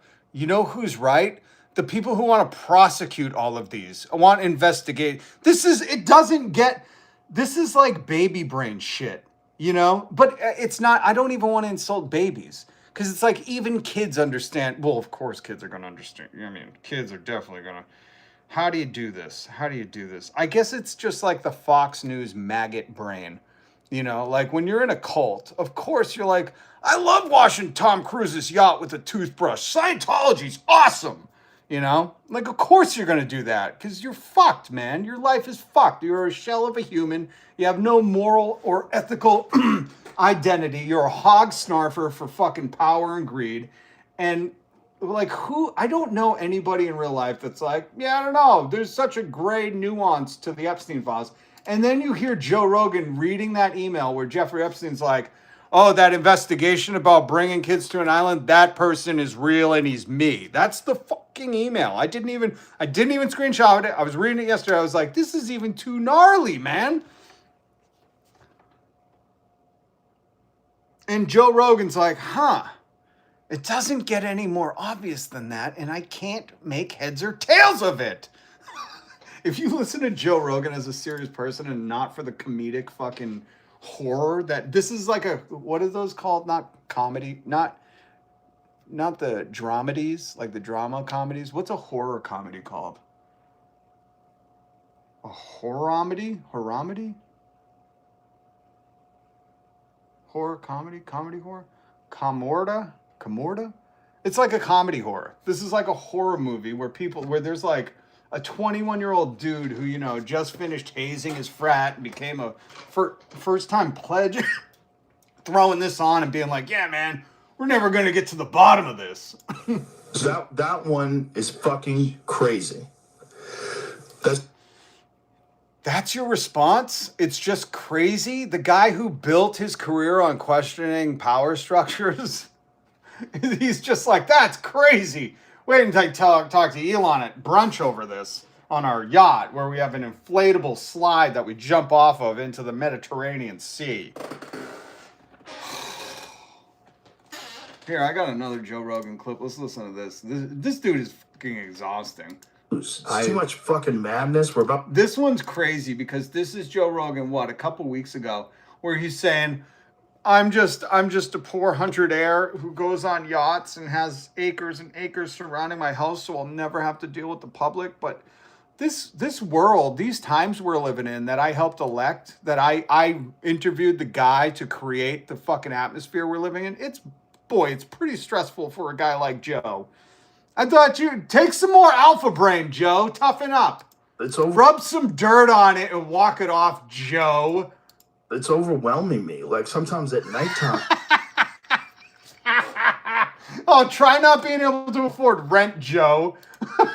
Try to afford egg, Joe. Try celebrating when gas is 14 cents off. Overwhelming me. Fuck you. It's overwhelming me. Like sometimes at nighttime, like I can't wind down. Yeah. It's just like there's too much news. There's too much fucking madness. We're about to go to war with Iran. Like everyone's eating beef jerky and pizza. Like what are these? What the fuck is pizza? I know. How far does this go? How come this never got released before? Like what? I don't know, Joe. Ask all your friends like Elon Musk, Peter Thiel, Donald Trump, all the guys that are in the files, Joe. Why don't you just text them? Maybe that will soothe your nerves. Maybe they'll tell you, don't worry, Joe, your kids are safe.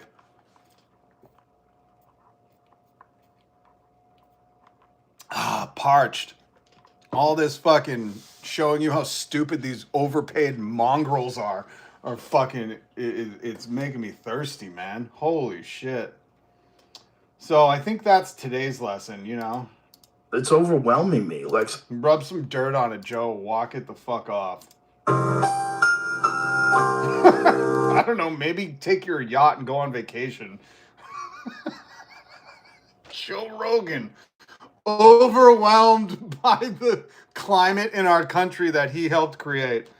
Oh. How are you doing at home, by the way? How are you doing? Are you overwhelmed? Yeah, bills, food, rent, that shit's overwhelming. Joe Rogan saying, guys, the news is so overwhelming. I feel like I need to just go hunt some more elk in my backyard. it's overwhelming me. Like, sometimes at nighttime, like, I can't wind down. Jesus Christ. He sounds like an 11-year-old that knows too much. What the fuck, man? Oh, God. These people, your brain is broken, Mike. I know that's not your real name. Go log into your real account and come back. I'm doing great. Of course, you're in the Netherlands. Insulin. Yeah, look at this. Look at this. Insulin. Take a Xanax. Yeah, Joe, take some barbiturates.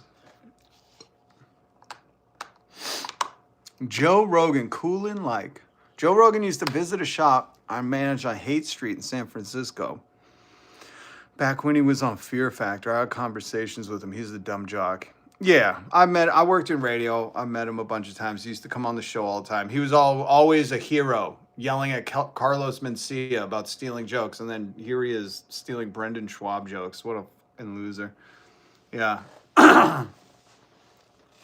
What's up, Mr. Nosy Bonk? 1, 2, 3. I like that. I'll give you a bonk. Bonk. I hope that's a cat's account. Is Joe worried about going to war? He's not the one that will be fighting. And I think he has all daughters, so he's good, because I'm pretty sure Joe doesn't want women serving, right? Isn't that like part of their take? Pre-weed Joe is something else. Yeah. Overwhelmed in this economy? I know, it's the best ever, guys.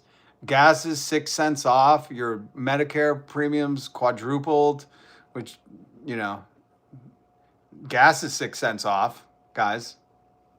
You know, we don't have healthcare anymore because it's unaffordable, but hey, you can afford that drive to the ER. You won't be able to afford the bill, but you could fill up the truck before you go to the ER. America. This is a joke. This is a joke.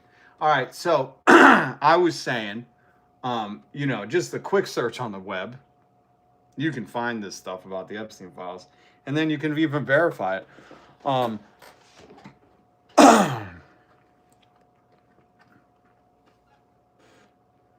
It's crazy how Joe Rogan and Dana White look the same. Yeah, I think hate ages you. The fear of others really, really ages you. Well, who is that? Christopher Hensingson. He really loves what America is right now. And I want to play a clip for you that Christopher supports. This is Christopher vouching for Les Wexner, billionaire pervert who owns Victoria's Secret, Forever 21, I don't know, Limited. I don't know. He owns a bunch of stores. And here's one of the Epstein survivors explaining how they told her, oh, we saw you in the bathroom. We have pinhole cameras everywhere that feeds right to Les Wexner's place. And Les Wexner ain't going to get investigated or nothing. He's making a mockery of the justice system. So here's that audio. Thanks, Chris, for telling us you're the guy who still supports these perverts and hog snarfers in charge. That my boss was describing, and he wasn't doing it in a sexual way. He was doing it in like a really critical, mean way, like making fun of my body. Before the next day, he says, you know, he describes the boobs to me, and I realized at that moment, those women couldn't see me in there. There were cameras in there that fed to his offices. And just to fast forward, when I was in Wexner's house, there were cameras there were pinhole cameras throughout that thing. And Jeffrey, again, is like, oh, look at all the pinhole cameras. And Ghislaine says, you need to be careful. We can see everything. When I would go to the restroom or take a shower or anything, Ghislaine would call me, and from the speaker, and this is in New York, sometimes in London, in different places, she would say, Get out of the loo, get off the toilet. You have to come in. And she would start screaming at me. And I was on the toilet. And I'm like, what's happening? So then later Jeffrey's like, oh yeah, everything's being fed to Abigail. I was the only like non-Jewish employee that was. I know the internet's a big place, Joe. Maybe he doesn't have Wi-Fi. Maybe that's Joe's problem. No, he has Wi-Fi because he keeps getting tricked by TikTok videos. It's amazing at what a Psy-Op Joe Rogan is. He's a psychological operation to convince lesser men that he's the alpha leader and they just fall in line, you know? All he's got to do is say like elk meat and they're all hypnotized. A bunch of losers. Not a bunch of think for yourselfers, which Joe once prided himself on. You know, hey, think for yourself. I know you want a second doctor's opinion, but I would really advocate for a second horse doctor's opinion. Yes, some people call them veterinarians. I call him my horse doctor. It's unreal, man. It's unreal. So to address Joe Rogan and his psychological operation against the youth and the male mind of America, he has a mind virus. That's what it is. It's affluence. Remember that kid in Texas got off after like drunk driving? And his defense was affluence. And if you don't know that word, I'm pretty sure America made it up for rich kids. He said, I was too rich to know the rules. That's a real story. People were pissed. Because again, I think he offended again. Which, I don't know if there's just three strikes you're out for affluence. I think once you claim you're ignorant of the rules, I don't think you get to do it again. But who knows? Rich people get off with everything in this country. But yeah, that kid claimed affluence. And I would just say that Joe Rogan, his progression of degrading mind is probably the woke mind virus of affluence. You know, he's woken up to the rich people are running everything. If I don't play ball, I might disappear, you know, like in the Epstein files, if you've read those. By the way, you know who else is apologizing now? Bill Gates. Bill Gates came out. Let me show you this story.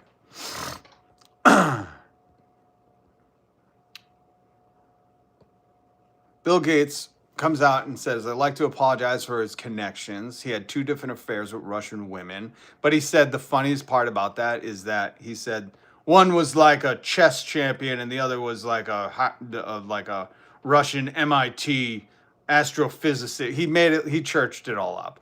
And I would just like to say thank you to Pamphlets for putting this video together.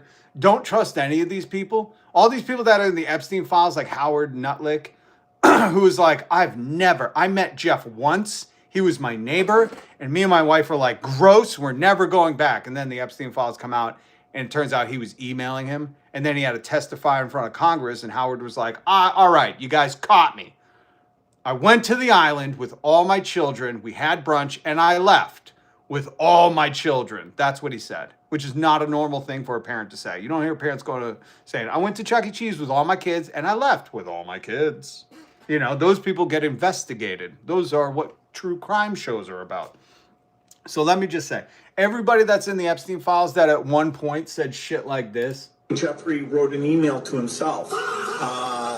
That email was never sent. You know, I never went to the island. I never met any women. And so, you know, the more that comes out, the more clear it'll be that although the time was a mistake, it had nothing to do with that. He never met any women. And now today, Bill is saying, all right, you caught me.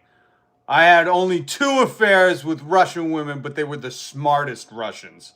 They were the Bill Gates of Russia. See what I mean? Like, they're all going to change their story. And maybe you've been in a relationship where you were like, you know, did you cheat on me? And they were like, no, what? And then you see their phone and it's like, what time would we meet? And you're like, what is this? And they're like, all right, I cheated once. And then, you know, they keep getting phone calls and you're like, what is this? And they're like, all right, it was 4 times. Lay off. That's what this is. And these old white dudes who have money think we just get away with it. We have enough money. We donated to the president. He's the one in charge of everything, and he's not going to charge us because he's in the files with us. You understand? You understand? His children and his nannies. Thank you, Saryan.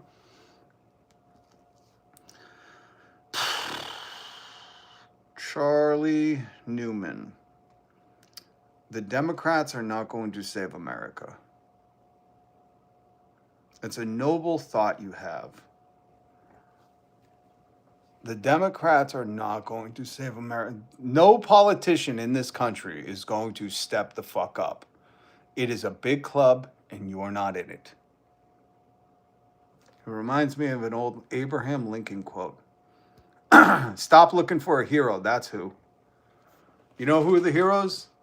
The unsung ones throughout history who had to do the dirty work. Look to Minnesota and their community. Look at Abe Lincoln. This country with its institutions belongs to the people who inhabit it. Whenever they, pronoun, shall grow weary of the existing government, they, not one person, not a party, not a politician, they, as in the people, can exercise their constitutional right of amending it or their revolutionary right. That is the most American right, the revolutionary one. It was our birth. The only way we were born. The only way we were born was a revolutionary birth or their revolutionary right to dismember or overthrow it. There ain't no heroes.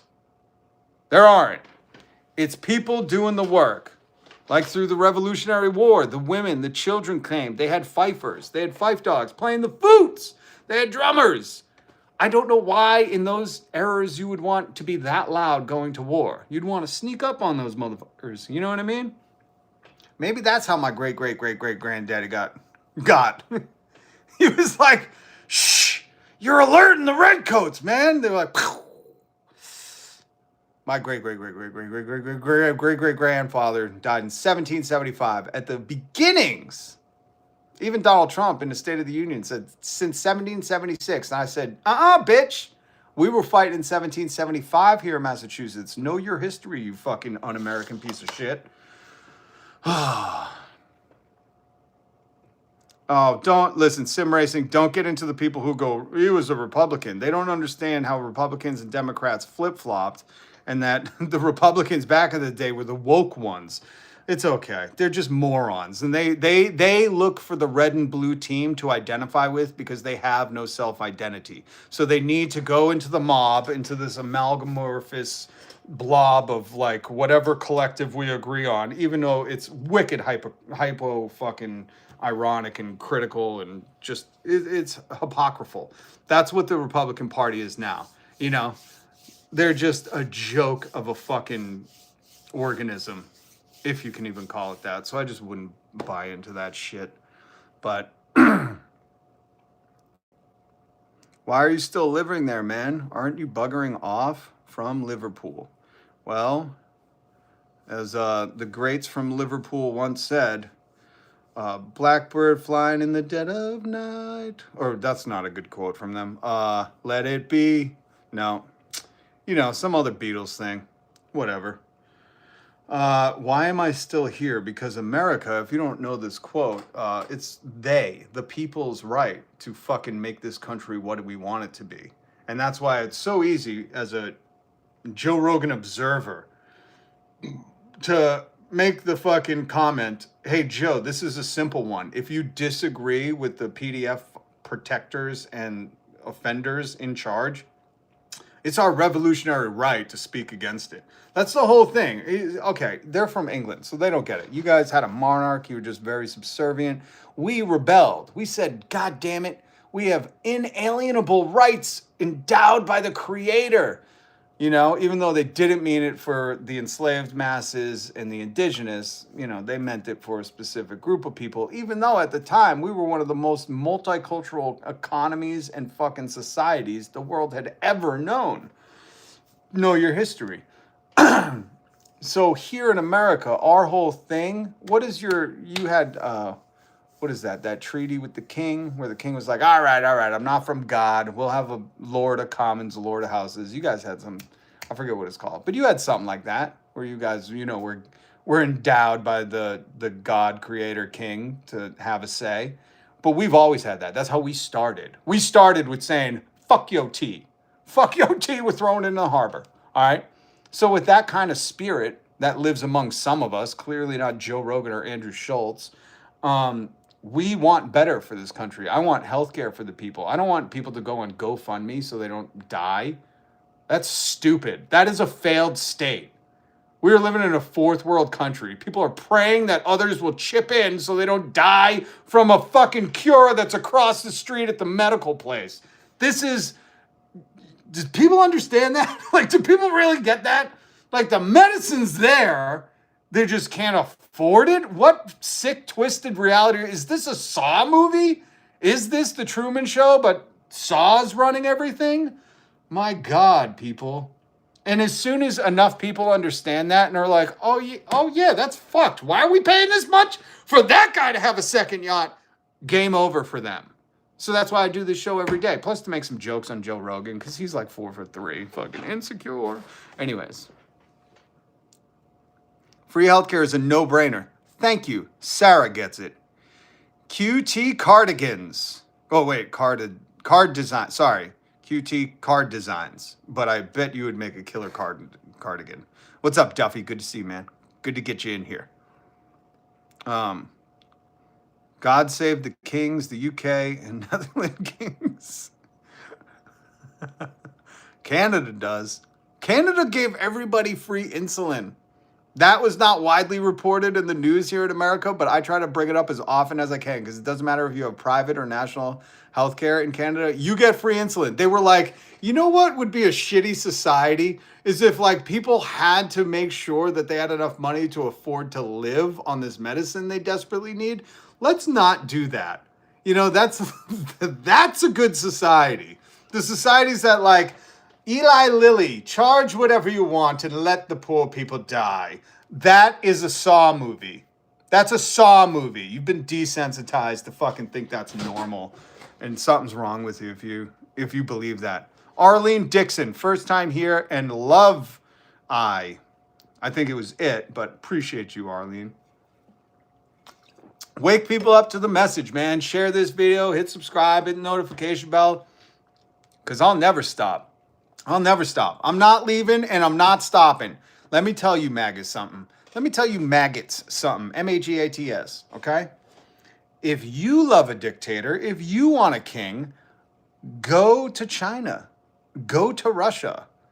Their presidents have anointed themselves kings forever. And guess what? Here's the good news, maggots. You can't dissent in either of those countries. You know how you're always like, you know how Andrew Schultz is always like, work on your communication skills if you're going to say something naughty about my homeland. My homeland. I'm Andrew Schultz, and I approve this message. Watch me on Flagrant, where I say un-PC things. These fucking losers. Yeah, I want him to stop the wars. He's funding them. No, wait. Hold on. Here's the political messaging from Andrew. When you attack this, I'm going to defend it till the day I die. I love America more than anything in the entire world. It's the greatest country in the human existence. It's the greatest experiment in human existence. And only rich people say that, okay? I want to make this very clear. Only the richest people who have not fucking had a loved one die from an easily accessible medicine, they just couldn't afford it, or they lost their house because their fucking healthcare cost too much. Only rich people say this. But sorry, I got to rewind it a little more because Andrew wants to tell you it's your communication skills. The host of the Flagrant podcast wants to tell you, if you just communicated better, maybe we could work on things. But until then, I need a safe space. if I had a sister, no. You can marry your sister. I don't know what you could do. But the point is, you can do anything to a woman. Okay, so let's just put that right on the table. I love how their joke is, in Somalia, you could do anything to a woman. I'm pretty sure neither of you fucking nerds read the Epstein files and what they not only do to women, but children. And that's your joke? Really, guys? Fucking step it up. I thought you called yourself comedians. You're a disgrace to Carlin and fucking everybody. So the point I'm trying to make is like, some of us only have America. You have a lot of money, too. Don't say you only have America. You only go on vacation in America. Shut the fuck up. Only have this. So when you attack this, I'm going to defend it till the day I die. Oh, so what Andrew's saying is, when your words are very sharp and not politically correct, I'm going to get very sensitive about my land. That isn't his. He stole it. So the guy who hosts a non-politically correct, flagrant podcast is saying it's your communication. Okay. Okay. And what is so great about America, Andrew? Why don't you list off some of the things? Is it guaranteed vacation time, guaranteed sick time, guaranteed parental leave, guaranteed healthcare, guaranteed housing, guaranteed egg? Any of those things? Any of those, Andrew? What's the greatest? I'm so sick of these fucking fruits. These fruit in the rooms saying this is the greatest country, and then they don't list all the great stuff. I can't take your word for it unless I know what you're calling great. And I would implore these guests and hosts to step it up and do an inquiry. What do you love about it? What do you love about it? Do you love walking by homeless people and seeing all the empty houses? Do you love that corporations can set the algorithms to price gouge all the renters? Do you love that BlackRock owns communities and stopped allowing people to buy because they could just spend the cash? Do you like the private hedge funds that are taking over everything? Or is it the military-industrial complex that you so soonly forgot we had and thought Donald Trump was the peacemaker? What is it, Andrew? Why does nobody question him on this? You know? Is it a tough question to say, like, what do you love about America besides humping the flag in a thong? You know? What do you love about it, buddy? Do you like the colors of the flag? Is that what it is? Are we at that level, you stupid idiot? You stupid, stupid moron. Ugh, these people. But what we were talking about was Bill Gates. Don't believe any of these liars. When their story starts changing, Howard Nutlick. All right, you caught me. I went to the island once. It was for brunch. I brought all my children, and I took all my children home. I want to know how many children Howard Nutlick had to begin with. I need to know that. All right, we talked about Bill. There's so much fucking news. Oh, here's a point to what I'm talking about. This is the McDonald's CEO. This was from a little while ago. But if you don't believe me, that rich people say they love this country, you need to wake the fuck up. I don't know how else to say it. And here's the McDonald's CEO telling you why rich people love this country, because it's a two-tiered, there's two separate countries in America. The one rich people live in, and then the one where we're all pleading for a politician to lower the price of egg and gas. Saw was that, particularly with middle and lower income consumers, they're feeling under a lot of pressure. What he said. I think there's a lot of commentary about what's the state of the economy, how's it doing, and what we see is it's really kind of a two-tier economy. If you're upper income, earning over $100,000, things are good. The stock markets are near all. That's a lie, by the way. 100,000. He didn't mean that. He meant like if you're earning over $500,000. This is where he's like trying to play it down to make some of you working class people think, "Ooh, I'm touching 100,000." You're right. It is good. I don't worry about egg price or gas price, even though they're chirping in the comments all the time. Hey, man, gas is down 14 cents. Who gives a shit? Where do you drive besides work? Fuck you. So he's a liar. But again, he's on CNBC, so he's got to keep it tepid. He can't be like, us millionaires are doing great. Well, those stupid peasant brand idiots, they're really suffering. They can't afford, they're begging for the dollar menu to come back. What's a dollar? You know, all-time highs. You're feeling, quite confident. By the way, I don't know, something inside of me while I saw this CEO, free Luigi. Sorry, innocent until proven guilty, but I don't know where that's coming from. And about things, you're seeing international travel, all those barometers of upper income consumers are doing. So he's explaining he's like, you're seeing this international travel, Bentley buying, throwing eggs on the ground just to break them and see the sound they make while we film it for our peasants. He's explaining, like, there's two societies in America. That's why they love Trump, because they don't get in trouble. They get to bribe their way out of prison, and they're making a ton on illegal crypto schemes. Quite well. What we see with middle and lower income consumers is actually a different story. They're actually begging and pleading McDonald's to bring the dollar menu back, and it's not going to happen. We're going to squeeze them for all the money they got. That consumers under a lot of pressure in our industry. Traffic for lower income consumers is down double digits. Traffic? Let me just hear, if you don't speak C-suite, that's corporate talk, I'll break it down. Say, most of America can't afford McDonald's anymore. So much it dropped in double-digit numbers. But again, Andrew Schultz, tell me how this is the greatest country in the world. Working people can't afford McDonald's. Greatest country in the world. We've been outpriced from McDonald's food. It is now being catered as a high-end treat. You fucking idiots. These people are so stupid. And let me just prove how stupid these people are. I just want to show you something, okay? This is the Gilded Age. This is what Donald Trump promised to bring back. Now, I know that sounds like a flashy thing, but if you understand where the Gilded Age comes from, I just want to break this down, because every time they go, it's the Gilded Age, and these moron working class people are like, hurrah! It's like, you don't understand what he's saying. He's saying that this is a time, coined by Mark Twain, Samuel Clemens, a tumultuous era in U.S. history marked by rapid industrialization, urbanization, and extreme income inequality. Donald Trump said we're bringing back the Gilded Age. He had a Gilded Age party at Mar-a-Lago, probably with some of the prisoners he pardoned, fucking when they bribed him. It saw the rise of industrial tycoons, aka the robber barons, massive immigration, and the shift to a modern urban society. It is hilarious that he is telling you, I'm going to make tech bros the new tycoons. We're going to corruptly fucking put you into poverty. And these idiots cheered for it. I want to show you, here's the social political issues. Tell me if this sounds familiar. The wealth gap. Enormous wealth for industrial titans contrasted sharply with tenement poverty. Corruptions. Political machines like Tammany Hall dominated city, and bribery was common. Labor unrest. Poor working conditions led to major strikes. Immigration and nativism.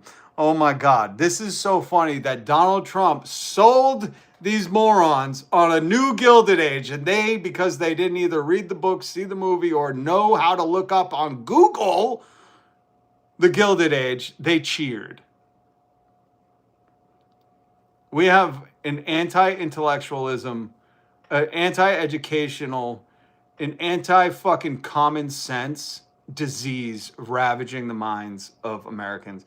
And if you don't know, I love political cartoons. Let me show you one. This is from, 1894?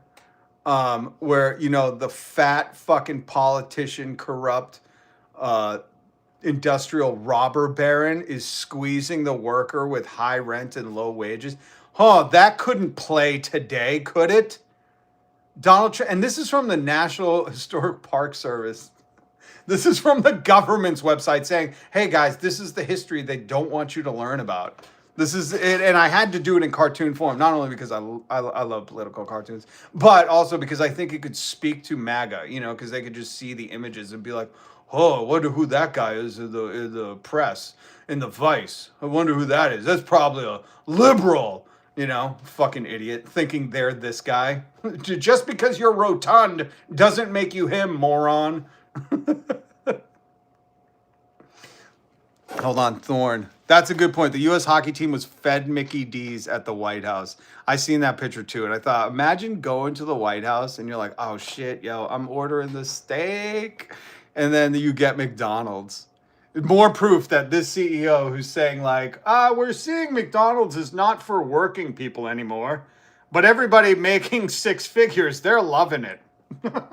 And it's because people are either choosing to skip a meal, so we're seeing breakfast. People, Andrew Schultz, why is America the best? The working people are skipping fucking meals. Andrew ain't skipping a meal. Oh, man. Joe ain't skipping an elk meal if he can have some elk oatmeal. This CEO should make every one of us a Luigi. You know what I mean? An innocent until proven guilty person. This CEO should radicalize you. When he's like, God damn, these poor people, they're just skipping meals now. So we can't really cater to them anymore. They don't have enough money to eat 3 meals a day. But those wealthy people, we're looking like good money over there. This is the America you love? I hate this America. Worst fucking timeline ever. And I'll stand by that. All right? My grandfather, my cousin John Brown, they did not give their life, not even for this country. Well, no, my grandfather did to found this country. And my other grandfather did. I mean, I got a lot of family that gave their life for the country, but I'd like to think it wasn't for a fucking president or a condition that led to this. It was for an idea of fucking a better tomorrow. And the fact that the White House, you win gold, go to the White House, and you go to fucking Mickey D's, basically, is an insult to America. I'm sure this CEO and the McDonald's CEO, they were loving it. But goddamn, if that's not the most white trash thing I've ever fucking heard, you know? That's depressing. Ugh. Ugh. Thank you, Sim Racing. Yup, I believe that. I mean, they've even heard people from other countries say they hope Trump wins his second term to watch the shit show. Huh, what does that do? When people say Gilded Age, they're referring to the period after the Civil War, especially during the late 1800s era of John D. Rockefeller, Andrew Carnegie, J.P. Morgan. And it's so funny because we have those names now. We have the Mark Zuckerbergs, the Jeffrey Bezos, the Elon Musks, the Sam Altmans or whatever. The Gilded Age sucked. My business paid an extra $5,900 because of tariffs. God damn.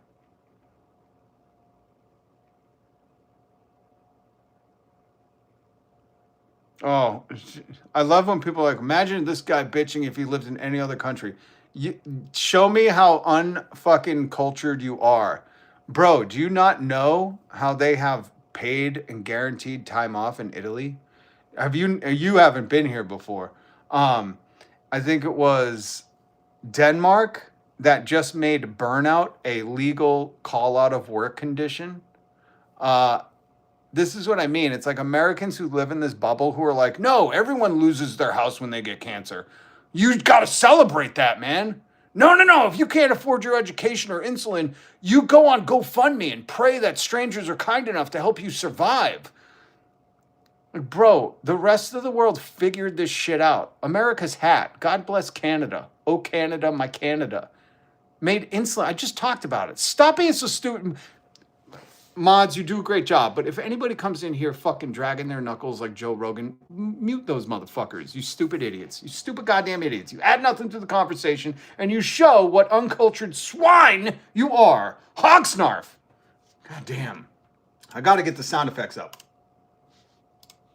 Because I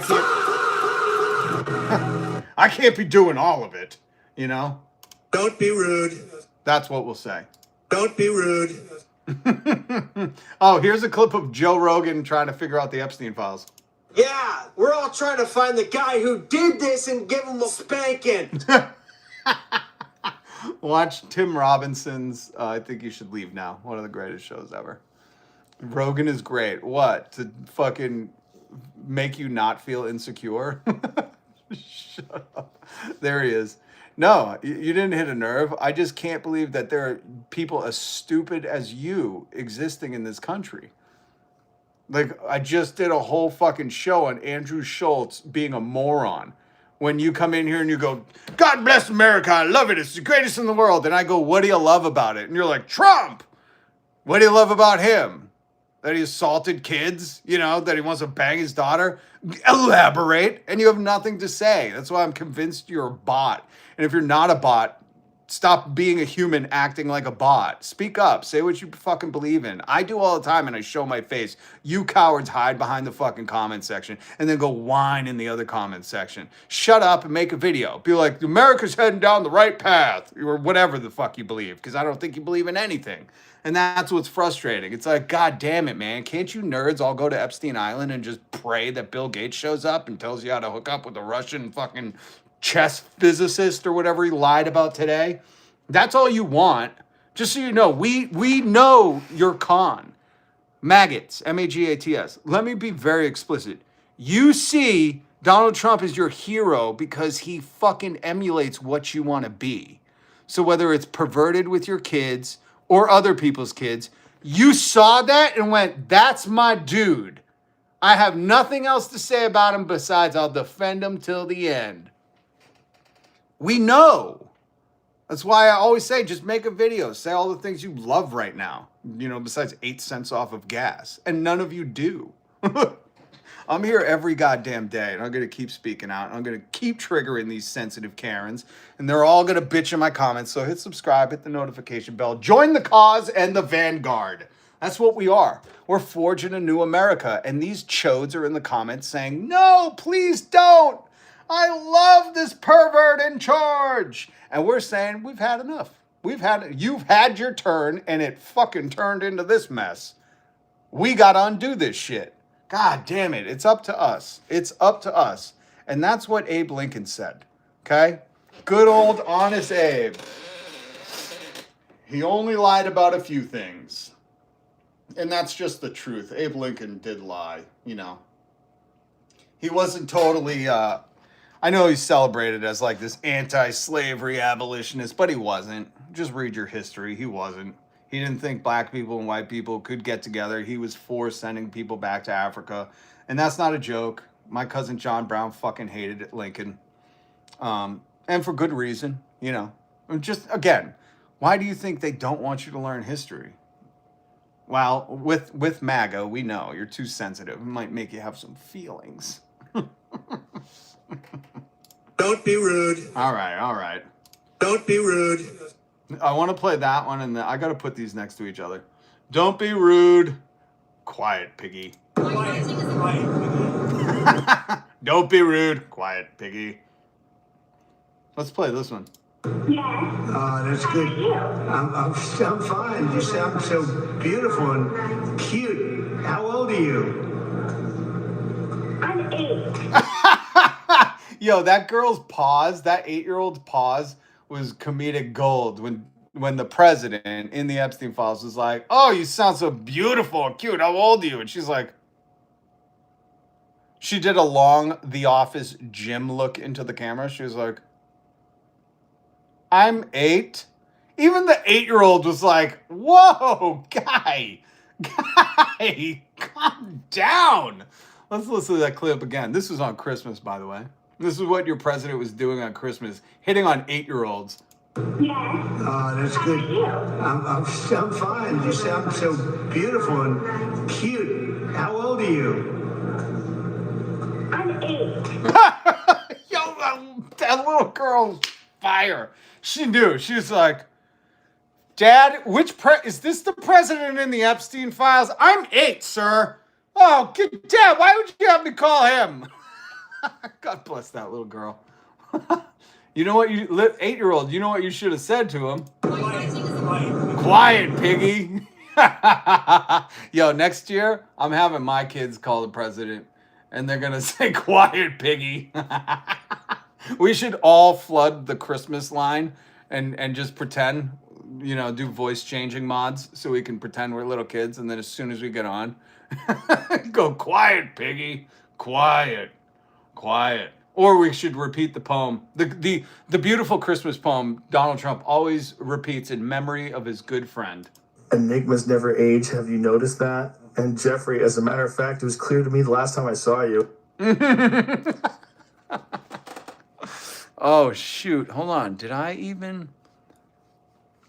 wanted to show you guys this, but I don't even remember if I pulled the audio for it. Damn.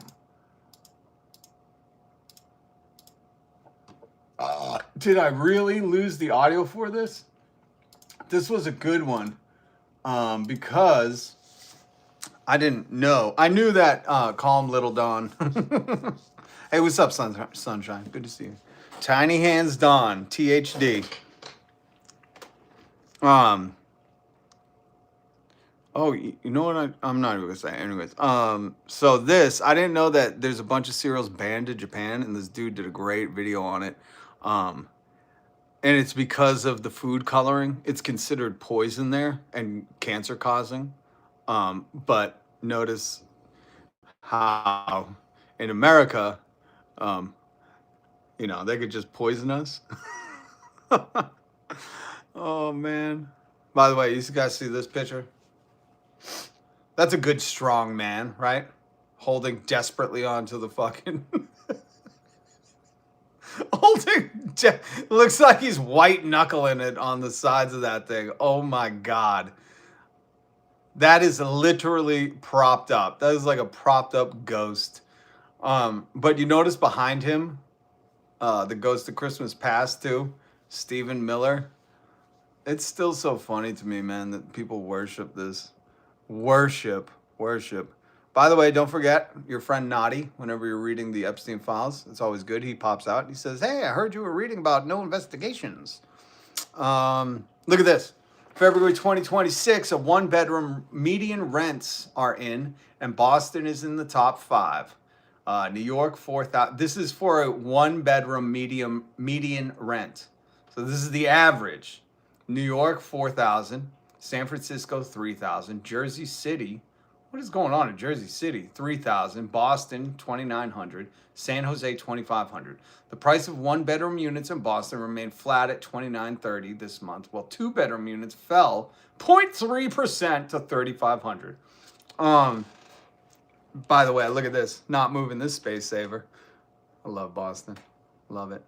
I wanted to point this out because if there are people that, you know, live in Ohio or something next to Les Wexner, and they're like, you just move. I want to address that. No, that's not what you do. You don't just leave and go, it's for rich people now. That's not how this works. What you do is go, who's setting these prices? And we need to fix that. This country should be affordable for all, not just the uber fucking wealthy, okay? And how many of these one bedrooms are still empty because no one can rent them? You know, there are other ways. I hate the people who are just like, well, then you just move far away and buy a home. Oh, is it that easy? That fucking easy? Why don't you just move to the coast then and fucking see the ocean for once? Shut your hole. Oh, did you guys see this? Hassan, this was kind of crazy. I watched this little video he did. He went into Candace's chat and it was flooded with his subscribers. And I've had this theory for a long time that there are so many bots on these platforms, and it's not even really a theory of mine. I just listen to what the oligarch techs say. And, you know, what's his name? Mark Zuckerberg. He was like, listen, nobody's going into the meta space. I'm going to just create a bunch of AI bots to act like humans and populate it so I can sell more ads. You know, like he literally fucking said that. So when you acknowledge like they want more action and they want to boost things that align, what's her name? Uncle Candace? Uncle Candace? I forget her name. But Candace here, she, you know, aligns with the corporate power structure. Her, Kanye West, all them freaks. You know, they will help make the masses fucking give them opiates and make them subservient and just listen to what they say. So these people get boosted. That's why I find it hilarious when people come in and go, oh, look, another leftist grifter. And I'm like, what are you talking about? Are you fucking for real right now? There is no corporation that's like, let's fund the guy who says we should be taxed out of existence. You know, like it's not a profitable thing to want healthcare for everybody. I'm pretty sure the system we have is as profitable as you can get. Look it up. So I thought this was great that Hassan, because for a while now, he's like, it's crazy, her numbers. The numbers she's pulling are nuts on her live streams. And she's here on YouTube, I'm pretty sure. But it becomes very obvious, and I know there's some people in the chat who have done this before. You go into a live and you start, you know, just counterpointing them. And I did that the other day, and the chat was so funny because you could tell it was mostly bots. Because they're either just repeating something that they said or saying something very generic, and there's no interaction, there's no engagement, there's no, like, sometimes I'll look at the comments and there's a whole different conversation going on. There's none of that. And it's very suspect, but then when you consider, you know, whose platform is being boosted, it's just like Mr. Beast. If you don't sign into YouTube, you're going to see a bunch of Mr. Beast. And he's the most unoriginal, content stealing grifter there is out there. You know, he would sell anything just to have a little more money and another fucking subscriber. You know, he lied to all of YouTube, said subscribe for a cookie. And I'm pretty sure he owes billions of cookies right now and nobody's going to get them. And that would be easy for a billionaire. You know, you just bake a bunch of cookies and you send them out. I don't know. Be a perfect live event, Mr. Beast. Give everybody their cookies, man. You lied to children. You bribed children with cookies, Mr. Beast. I think you're fucking a scumbag. Anyways, frauds go to the last ring of hell. They go to hell's taint. What's up, tinfoil cat? Good to see. The mark of Mr. Beast. Yo, tinfoil cat, we need to make that some merch. The mark of Mr. Beast. That it could just be his eyes, his weird fucking eyes. That is so funny. Cutie card designs, I subbed. You're hilarious. Thank you. I appreciate that. That means a lot because there's a lot of people in the chat going, why don't you just leave America? And I'm like, you don't know what America was built on, do you, you fucking Nimrod? It was built on saying, I don't like this shit, I'm fixing it. Bots never say anything helpful. Yeah. But it was interesting. If you haven't seen this, Hassan made it a short, and I would just go watch it because it's amazing to watch the bots doing nothing and then his subscribers in there actually doing stuff. All right, what else do we have for news? I don't want to play this. I don't want to play that clip. Sorry. Oh, Todd Blanche. Todd Blanche. What were we going to talk about him? Todd Blanche is Donald Trump's criminal attorney. Again, these are just facts you could look up. That's why I do this, so people can just know. Who's also the secretary for Pam Blondie. He's one of the ones that I always critique. And I forget what I had about him. There was something because he keeps. Oh, did I get blocked out? Complaint accuses Trump of Trump's criminal attorney of blatant crypto conflict. No, it wasn't this one. There was something else. This dude right here, the Make-A-Wish boy. It's sad. There's no cure for lazy eye syndrome. There is nothing we can do for him. So this was his little Make-A-Wish. He got to go be with the Olympics. What is he, 12 or 13? It's so sad. He's going to have to live his whole life looking fucking, you know, at two different walls at once. But there's an article today that at least 10 FBI staffers who worked on the Mar-a-Lago documents case are fired. And this dude right here fired them without cause. No reason. He just fired them. The people that were investigating why Donald Trump was keeping classified documents in the Mar-a-Lago bathroom, which I'm assuming that they all had to do with Epstein, but we'll never know because, you know, they just fired the people investigating that. This guy got to fire people for doing their job. Isn't that hilarious? How would you like to be like, honey, I got fired today. Oh, really? What happened? Oh, well, Cash App Patel came home from his taxpayer trip to Italy to drink beers with the Olympic team and didn't like that I was doing my job investigating the president. So, you know, I'm out of work now. This fucking country's fucked. Whatever. This country's so fucked. I don't want to build back better. I want to rise from the ashes like a phoenix. Okay. Here is the former ICE attorney Ryan Schwank. I didn't make that up. His name is Schwank. Schwank. Ryan Schwank. You can't even make this up. These chodes have names like Schwank. He says this in, I guess, a testimony in front of Congress. Whistleblower and former ICE attorney calls agent training deficient, defective, and broke. Graduating from the academy despite widespread concerns among training staff that even in the final days of training, the cadets cannot demonstrate a solid grasp of the tactics or the law required to perform their jobs. Without reform, ICE will graduate thousands of new officers who do not know their constitutional duty, do not know the limits of their authority, and who do not have the training to recognize an unlawful order.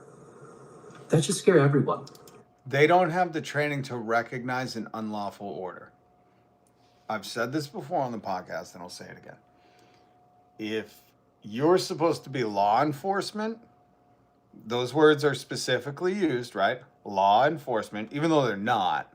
They're like border law enforcement, immigration law enforcement. They're not like law enforcers. And you can't recognize an unlawful, a criminal order. I love how it's unlawful. No, you just call it criminal. If you're giving criminal orders, but you're enforcing laws, those two things don't work.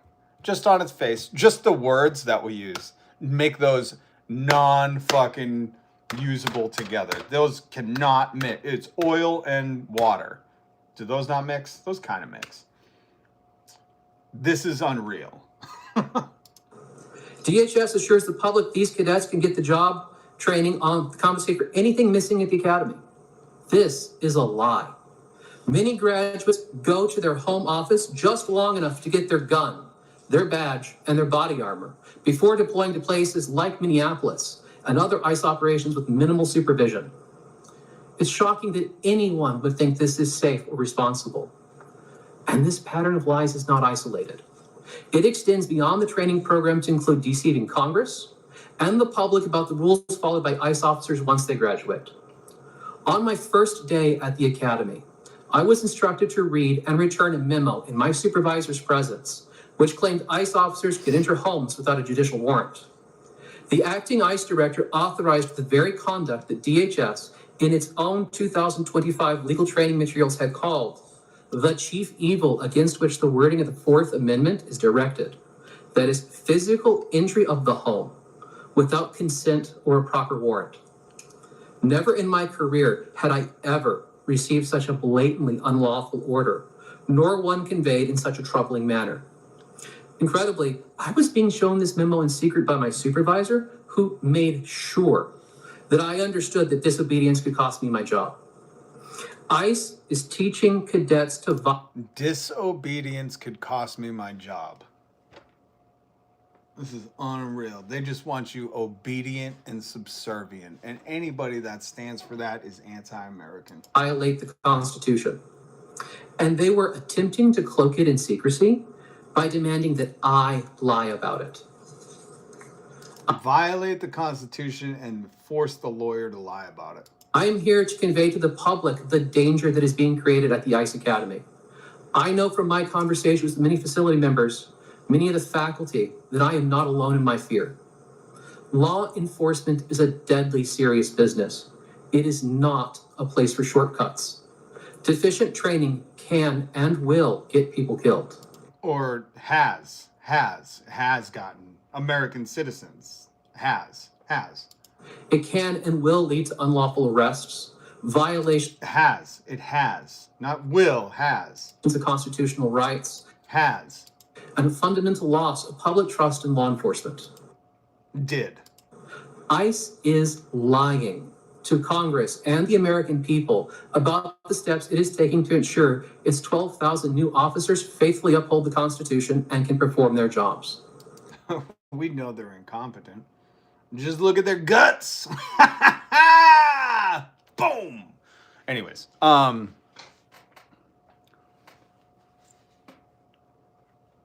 shut up, Jeremiah. I don't want to hear anybody. MAGA, this is the worst intellect that you bring to my chat, where you go, well, if people weren't breaking the law, they wouldn't have to deal with it. Bro, your president, your Madam President, breaking the law. Send ICE to him. Elon Musk, illegal immigrant, broke the law. Voter fraud, Georgia. Look it up. Talked about it here. You don't care about the law. You don't give a shit about the law. Stop pretending like you're on some fucking high horse. Like, oh, if people just didn't break the law. This whole regime is breaking the law. What do you think this whistleblower is saying? He was like, they were trying to make me break the law. You don't care about it. You just want proximity to power. You want to feel power. And the only way you feel that is when these criminals are in charge. Because other than that, people having health care threatens you. Alex Jones. Don't bring that blasphemous fucking curse of a scourge on this earth into, I don't give a shit if he was right about anything. That fucking dude harassed kids' parents, and those kids lost their lives in the most horrific way. He will I'm not even gonna, fuck Alex Jones. That's it. You harass the parents of children after something like that. I'm a lover, not a fighter, but goddamn do I know some fighters. I'm sorry, I really don't like Alex Jones. When will Americans unite? I just want to show something. When Lynn Eric talks about Nick Fuentes, I just want to point out that Lynn Eric is a Nazi. That's not hyperbole. I'm not kidding around. There is a Nazi in the chat, and it's disgusting. We whooped your ass in World War II, and it's always a good time to whoop a Nazi. Okay? This is who you support? The dude that says we need to get this run in 2028? The reason I have a fucking folded up flag over there from my grandfather? You come into my chat and you say that shit? Get him the fuck out of here.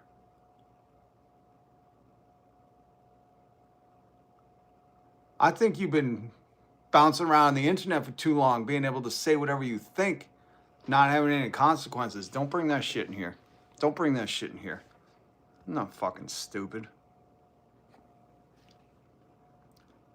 Nick Fuentes is in his mom's basement. That is the true thing. Dolphin, we're cleaning up the internet. That's what we're doing here. We're showing these turd bullies that this is no safe space for your hatred. Okay? Oh, speaking of that, I want to point this out real quick. Where is it? Hold on. Because this pissed me off. You see this? Kansas informs trans residents their driver's license become invalid on Thursday. This ain't the land of the free no more. This ain't the land of the free no more. I want to show you this tweet that highlights. Whoops. Oh, that's a good image though. Hold on. Hold up.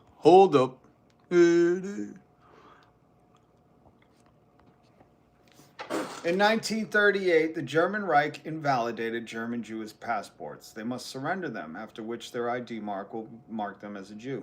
In 2026, the state of Kansas invalidated all correct trans driver's license. They must surrender them, after which their ID mark will mark them as trans.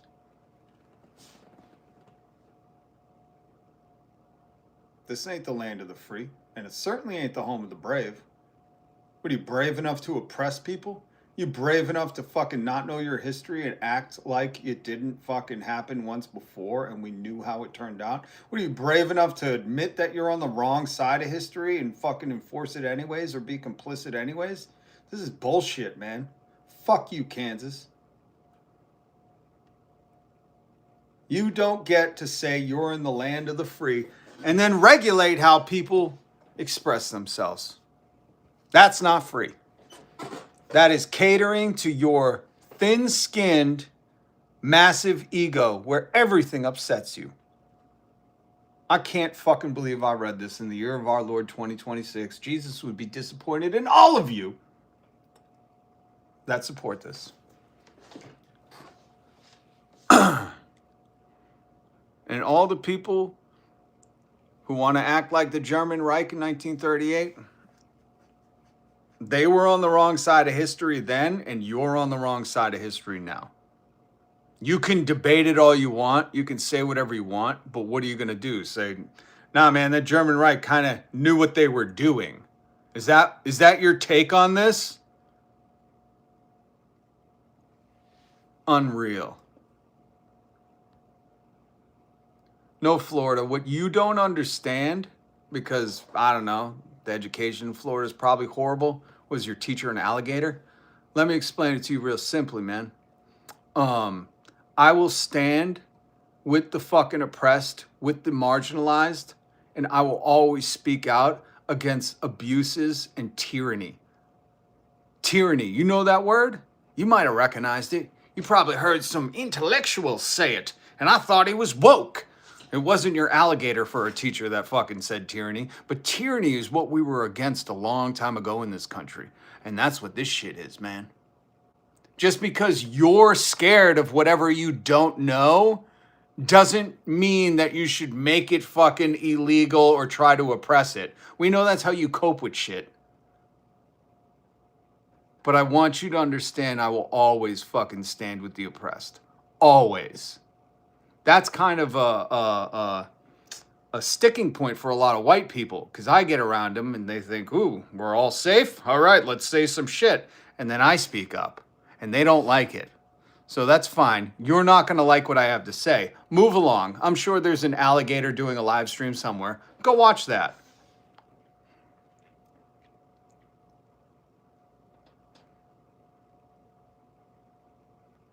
Some of these, agreed, brother. Florida schools do suck. Well, listen, Shadow Dragon, that's an American thing. I was just picking off Florida because, you know, he had a name like Florida AF, which I don't know about bragging about being the fucking Australia of America is like the best thing. I don't know. We had this joke called Florida Man for a long time, but okay, whatever. But really it's an American issue. The whole, uneducated masses. I think that's kind of like what my show's about. It's like, hey, listen, man, what these people are saying to your face is that they're liars, cheaters, and stealers and crooks, and they're going to grift you, and they're going to fucking take everything you can and rent it back to you. And they're just saying it to your face, and somehow their suit or their backdrop or their fucking, you know, skin tone has made you agree with it. When they're talking about you, I know you think Florida AF, you're white, so like, you're in the in group, but you're not. You're a Florida AF man, okay?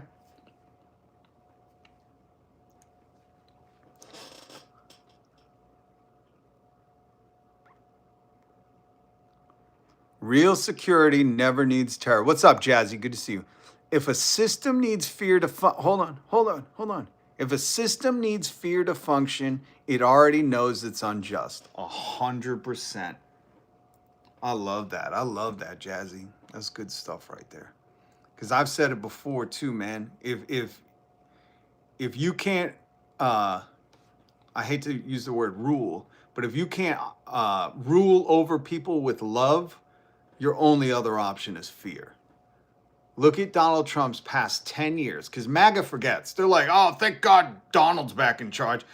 Bitch, he's had the country for the most part of 10 years now. And it's horrible. You guys voted last year on egg, thinking Biden magically fucking ran the country since Obama, forgetting that Donald Trump trashed this fucking place. We just had some guardrails in place where he couldn't totally thrash it. You know, he couldn't totally run his crypto schemes out of the White House. But don't worry, now he can, all you crypto bros that own .000 of Bitcoin and are convinced that's your retirement.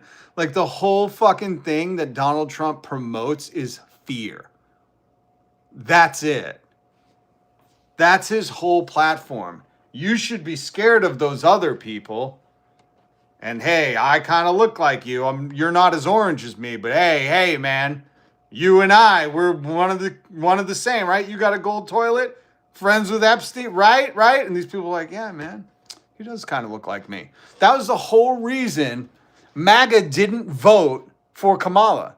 Because for a white man that's a MAGA, a proud Chevy drinking, beer driving, straw hat wearing, you know, redneck, listening to Eric Church, going to church on Sunday and beating the shit out of my wife on Tuesday, MAGA man, if he voted for a woman of color, what would that say about him? That was why they didn't do it. That's exactly why MAGA couldn't vote for Kamala.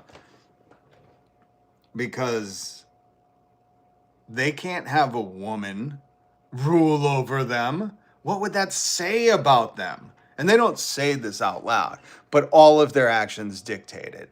everything. They are so fucking scared of anything threatening their manhood. Why do you think masculinity and toxic masculinity came into the lexicon and the fucking culture? Is because they were all threatened by it. I played Andrew Schultz earlier. The guy who hosts a podcast called Flagrant was like, you know, if you're going to talk about America, learn to communicate it nicer.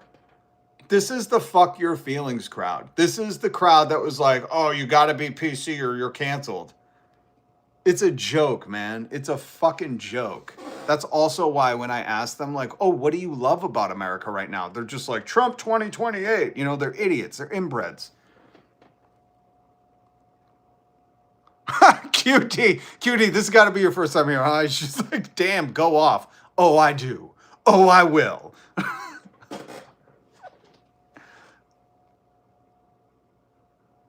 I love it. Matt's like, Andrew Schultz, he's a liberal too. I love it. Even the rats are turning on their ship steering losers. Dude, Andrew had Donald Trump on. That's the whole thing I'm talking about. I love it. What do we got? Groypers in the chat? Get the fuck out of here, dude. Jazzy, a man who never worked out, never pushed himself, never trained, will often obsess with the appearance of manliness in others. Whew. Jazzy's dropping some gems. I hope you guys are picking them up. Oh my God.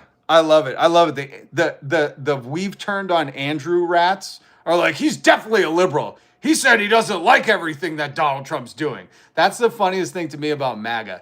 They're so peanut brained. They have like little squirrel brains, you know, where it's just like, they're like, if you disagree with anything my queen is doing, you're a liberal.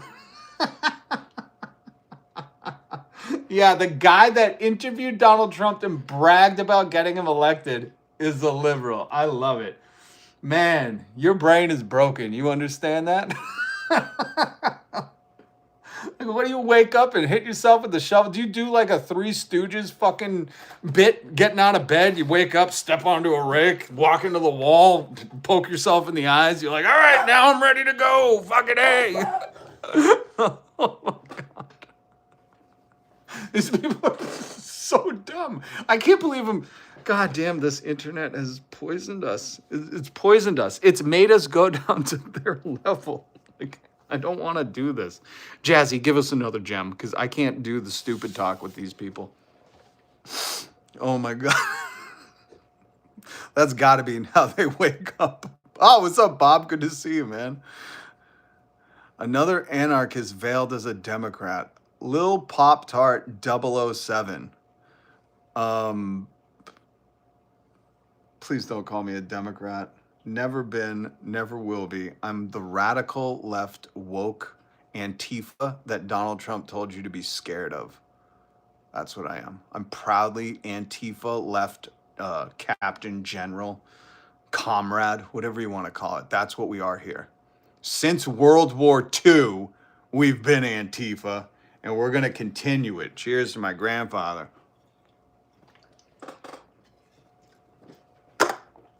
But, yeah. Show me how squirreled brain you are by calling me a Democrat. I want you to have free health care paid for by billionaires, dude. I'm not a Democrat. Get your fucking head on straight. Jazzy. A real athlete doesn't have to brag about masculinity. Their body and discipline speaks for itself. That's what I'm guessing. Yo, Jazzy's dropping the gems. I love it, man. I fucking love it. Jazzy, you need to write a book. You need to put all these in a book. Jazzy's self-talk, kitchen table edition. You're just sitting around the kitchen table like, damn, you see what Jazzy put in this page 57? Some insights, man. This is wisdom. We'll call it Jazzy's Gems. I can't wait till this channel gets bigger, man. We're doing all this merch. And Jazzy, you keep all the money from the book, man. I'll just promote it for you. Uh-oh. Somebody's brain is broken.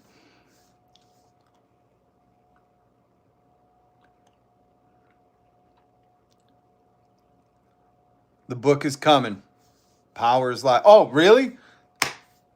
If you're really doing a book, make sure you stop by and tell us when so we can promote it. I'll put the link in the description. That's amazing. That's awesome. I'm so stoked that you're making a book. That's so rad. I'm so excited for you, man. That's so great. Ban this mouse cretin, please. All right. Done. I like Power's a Lie by Jazzy. All right. Everybody's got to support Jazzy when the book comes out. That's amazing. I love it. We need more people creating stuff like that. For too long, these frauds and grifters have been in charge. For too long, I tell you, where the Joe Rogans sell you pills called Alpha Brain. That sounds like a parody. That's the funniest part about Joe Rogan promoting Alpha Brain.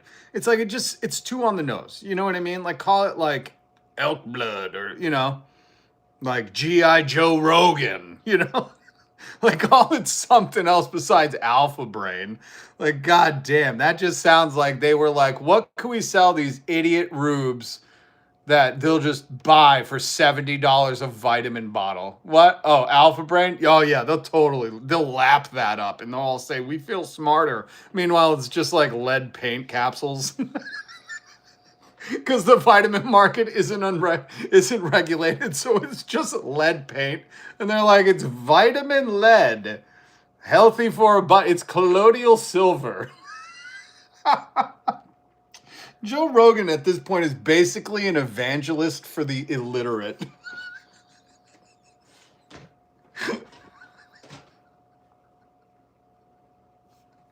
He should have a phone number at the bottom of his screen. Like, call in and pledge your seed money now to the good Lord Joe. I want to do a parody full of Gary.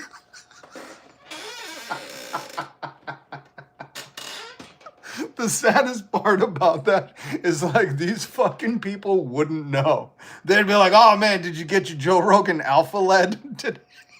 They're like, it sounds strong, lead.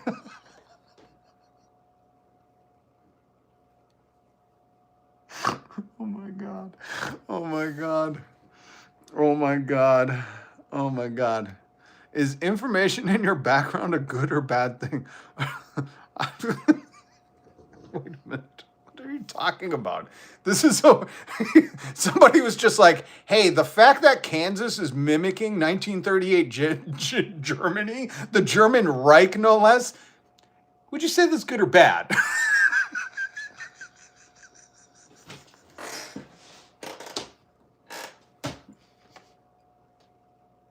Are you fucking serious? Like, I can't do this.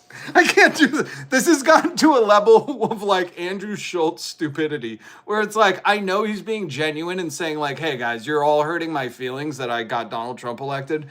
Like, the guy on his podcast called Flagrant, where he's like, we're so not politically correct here, but if you guys could just nicen up, I feel really bad that I made Donald Trump the president.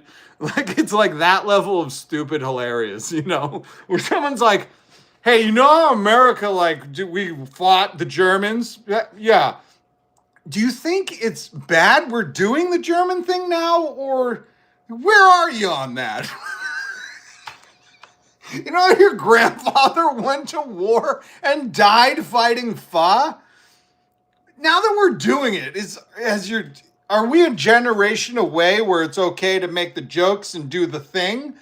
I can't fucking do this. I can't do it, America. Shit, maybe all those people who are like, you should just leave America were right, but they don't know it's because of the education. Like, they don't understand. I just can't be around this many stupid people. It's hurting my fucking head. Like, this is how we're getting dumber. You know how, like, Pokemons evolve because they have to fight stronger Pokemons? I feel like Americans are devolving because they have to constantly fucking talk with Joe Rogan fans. And you're just like, oh, God damn it, man. Are you this stupid? Are you this stupid on purpose? Like, this is an act, right? Are you kidding? Are you dressed up as like a Halloween version of you? What the fuck is this? Are you this dumb on real? Oh my God. Oh my God. Oh my God. Okay, Oxypillix. Thank you for clarifying. I was hoping it was a joke, but you gotta understand, Oxy. Interesting name. Took a lot of my friends' lives. You gotta understand, there are people that do come in here and it's not a joke, okay? So Next time, please use their sarcastic font, which I've been pleading with the tech oligarchs to just make a sarcastic font. Why can't we have a sarcasm font? I've said that in like 2008, or maybe it was, I was with Fergie at the time, so it was 2000 and late. You had friends? No, I don't want any friends. Fuck you, Snow Bear. I'm dead serious. Armand. Okay. You can be as serious as you want, buddy. Italics. Yeah, but can you even use italics in the chat, Mark? Italics is a good sarcasm font, and I have used it, but italics is not sarcasm font. It's italics, you know?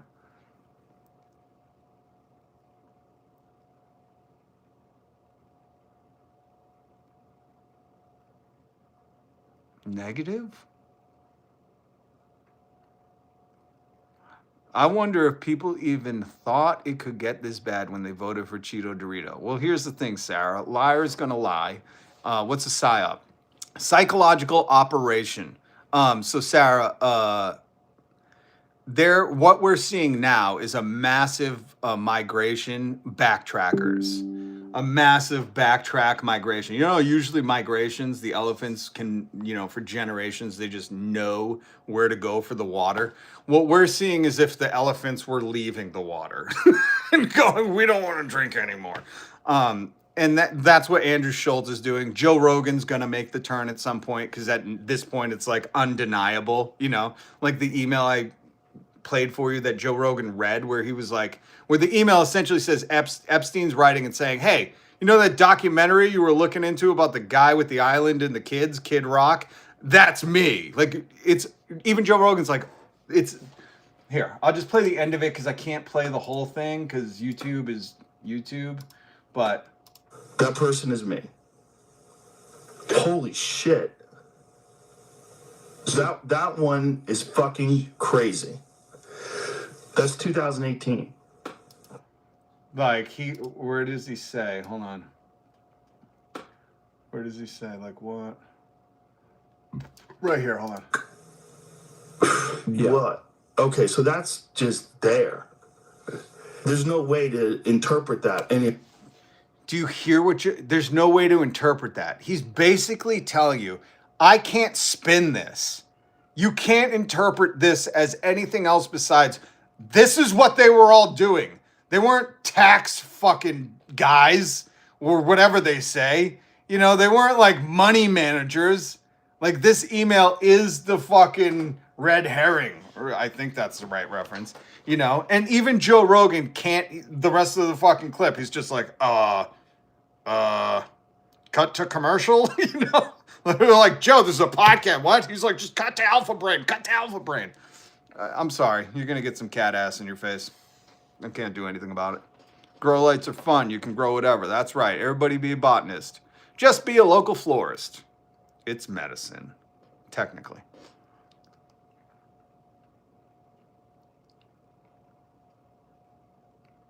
But wait, hold on. Who was... Hold on. He's no doubt. I've said One American Zeus. I've said this for years. He's no doubt a plant, 100%. Oh, it's 60 in the Netherlands. Stop bragging. Sad yawn. Listen, when it touches above freezing here, it feels like a summer day. That's why I got a t-shirt on. It's 33. I'm like, spring. But hold on. Who? Oh, somebody was asking about a Psy-Op. He's about to define Psy-Op incorrectly. Or how about, here, psychological operation. There's not really much to it. Do you know anything about the Black Panthers, COINTELPRO? Anything about that? Gordon? Fucking moron. This is also going on not only with Joe Rogan. He's compromised by Peter Palantir Eater, who is the biggest investor in Spotify, who gave Joe Rogan all the money. And then coincidentally, Peter Thiel and all of his friends are friends with Joe Rogan. You've seen the meme going around on the internet of how many people in the Epstein files Joe Rogan's talked to. And they all quit. I mean, Joe Rogan had Peter Thiel on, asked him about Epstein. And at one point he was like, oh, so that was like way before the arrest. And Peter was like, oh, no, it was after. We knew. And Joe's like, Oh, so anyways, but it was for tax stuff? It was like for meetings, you know, it's like it's the worst, most pathetic trying to change the script and rewrite the narrative that you've ever seen because again, Joe isn't an intellectual. But psychological operations, recently reinstated from the term miso, like the soup, are planned strategic and tactical communication efforts by military forces to influence the emotions, motives, and behavior of foreign audiences. They aim to support U.S. national security objectives by reducing enemy combat effectiveness, influencing civilian populations, and building partner capacity using methods ranging from propaganda and social media to leaflets. This is an easy one, Gordon, you chode, you absolute small d energy loser. This is very easy to see. It's not just Joe Rogan. Like I showed you, the Candace Owens botted live streams. These are Twitter. Twitter is the best one. I've been on Twitter forever, okay? Elon Musk took over and he botted himself into everybody's feed. He rewrote the algorithm. He got insecure when Joe Rogan had a popular tweet during the Eagles game, and he rewrote the algorithm. So it's all doesn't matter. I have him blocked. I have to see him every day. It just overrides and pushes you. If you block him or mute him, you see him more. That is a psychological operation. So when you're on Twitter, you feel like the outcast. If you don't agree with Elon, if you don't, you know, and Elon is a hypocritical bullshit artist. So everything he says is kind of like, really? The guy saying traditional families matter when he has 14 kids and 40 baby mamas and doesn't care about any of the kids, and the single moms are on Twitter being like, you're not picking up the phone. It's a medical emergency. I don't want to be on Twitter. Please reach out. You know, it's like the most pathetic fucking existence you've ever seen. But a Psy-Op is just him and his bot army, which was proven. He did this beautiful genius fucking thing where on Twitter, they showed you where the account location is based out of. And most of the MAGA, Trump's my president, big accounts, million follower accounts, we're in Russia, Africa, Southeast Asia. They were not American. And they're all botted. So when you get on, you feel like the odd man out because you're not slurping boots. That's a psyop. It's meant to convince you that what isn't popular is popular. And it's a malicious fucking operation. And Joe Rogan is part of it. That's why when he plays the glove that fits, you must investigate. Is that the opposite of it don't fit? You must acquit. The glove that fits, you must investigate. He has nothing to say. Joe Rogan's like, damn, there's no way to interpret this. That's his reaction. Joe Rogan's reaction was, I can't interpret this any other way. Peter, I need an adult. This is crazy. If you really thought Joe Rogan was a serious person, I ask you to leave, go to Mars, or put an Elon Musk chip in your brain. Get Neuralink.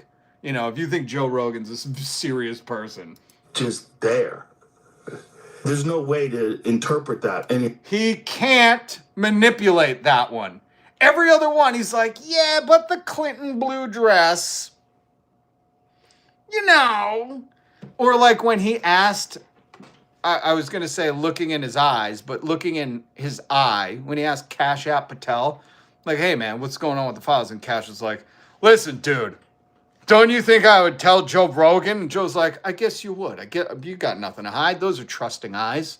You know, and Joe didn't push back. You know, the guy who made his whole podcast career about pushing back against authority had the head of the FBI in who formerly wrote a kid's book. Oh, who gave me that cute?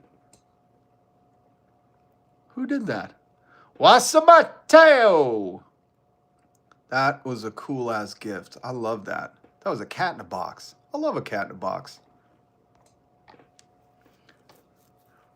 Prigozhin built MAGA. I never heard of him either. Hold on, President Reagan. If you're going to send me down a rabbit hole, I'm going to jump right in. Oh, wait a minute. Who? Who is this? Huh. Yevgeny Prigozhin led the Wagner Group. Oh, the private military company. Close confidant of Vladimir Putin. No wonder. No wonder everything's very Russian right now. No wonder these America First people are like, you don't speak against the king, president. You can't. It's law now. I know we said let's go Brandon against the last president, but now law is you don't speak against the president. You know the hypocrisy? It's just the hypocrisy. Like America doesn't change with the president. That's the whole problem with voting. Nothing changes. But the fact that these tools are like, hey, we used to say not my president. Now you have to say my president, best country ever. 2 years ago, you guys hated this place. You were like, I can't afford an egg. And now you're like, everything is perfect. Everything. We don't have health care, guaranteed paid time off, or guaranteed parental leave. And we're all go crowdfund me my medical treatments. But everything is perfect. Like fucking delusional, man. Good God. Oh, Jess. Donald did. Did you not hear about Stephen Colbert, Jimmy Kimmel, Seth Meyers? Did you not see that James Tallarico's interview couldn't be aired on TV because the government censored it? Donald did. Did you not hear Donald, Jeffrey Epstein's best friend, say, the media isn't nice. I'm going to have Tim Pool in the White House press corps, and I'm not letting PBS in? That's adorable, though. I like when you're playing coy. You know, you're playing dumb. You set me up for a good one. I like that. But yeah, I don't know. MAGA. Have you ever heard MAGA be like, here's the thing I wish Donald Trump was doing. That doesn't exist. I played Andrew Schultz being like, I didn't vote for this. And MAGA rats turned on him in a second. They were like, he's a liberal. The dude fucking voted for Donald Trump, had him on the podcast, and then bragged about him, Andrew, getting him elected. Not a liberal. I would say he's not even political. He's kind of just a moron. But what do I know? You know, here's another guy going, the guy who lied to 3 different women when he said till death do us part, the guy who made marriage vows and lied all 3 times and cheated on all of his wives, including the first lady, he lied to me too. You sound like an ex-wife, Andrew. Stop fucking complaining. You know, you have a podcast, man. Just call it out every day. Call it out. I heard cat in a box, and that's the first thing. Hold on. God bless you, Maria. I heard cat in a box, and that's the first thing I thought of. I don't know what your other comment was, but that is hilarious. I love it. Somebody jumped in, heard cat in a box, was like, oh shit, this is my spot. Cat in a box. There's a few mods. Joe Rogan is going to give you a spinning back kick. He doesn't leave Austin. Are you kidding me? That dude is so scared of fucking the outside world. I could just tell him I pee in a kitty litter box in the bathroom, and Joe would be like, oh my God. You think Joe's tough? You're adorable. Plus, I don't think he could spin high enough. I've stood next to him in an elevator, buddy. I've met fucking Joe Rogan. I know you wish you have. I unfortunately had the real life experience of Joe Rogan fucking thinking he's the hottest shit in fucking since sliced bread. And let me tell you, little guy.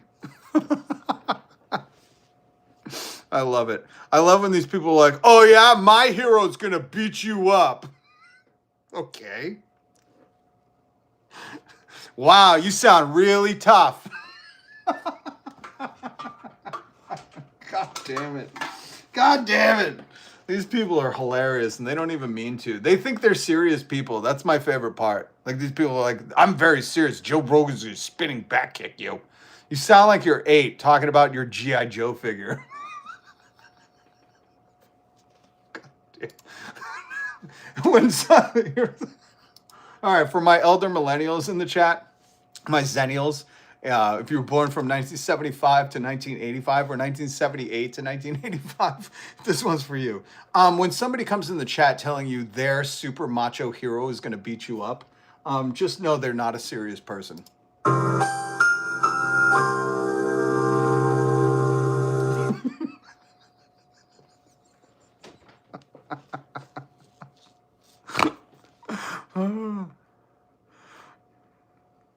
Edward Bernays.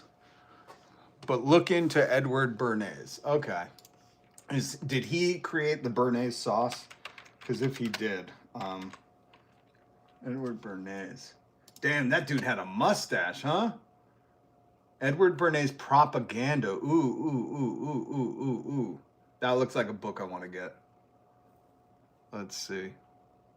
The father of public relations. Oh, he's a venom to society then. Huh? Yup. Yup. Okay. Who threw that in the chat? Thank you. We should do a members only whole thing on Edward Bernays. We'll read his book and just curse his name. That was odd. Who did say that for real? Because I've definitely heard of this book, but I just want to give them a shout. Who said that? Munkirk Tokage. Oh my God, I'm not gonna pronounce that. I'm very sorry for not pronouncing your name correctly, but thank you, Munkirk Tokage. Munker Tokage? Can I just call you Tokage? Thank you for the Edward Bernays. Appreciate you. Mangione Robinson 2028. It's good, man. Oh, thank you. Okay. I never, just so you know, like serious, I know we joke a lot here, but seriously, I never try to mispronounce someone's name. I partially blame the education system in America, but also like it's the Wild West out here. People just putting shit after at. You know, I'm old, man. I can't read these emojis. Next president of the United States, Cat Williams. Listen, this is the only way I'm voting again. If you give me a Cat Williams, Jon Stewart ticket, I'm in.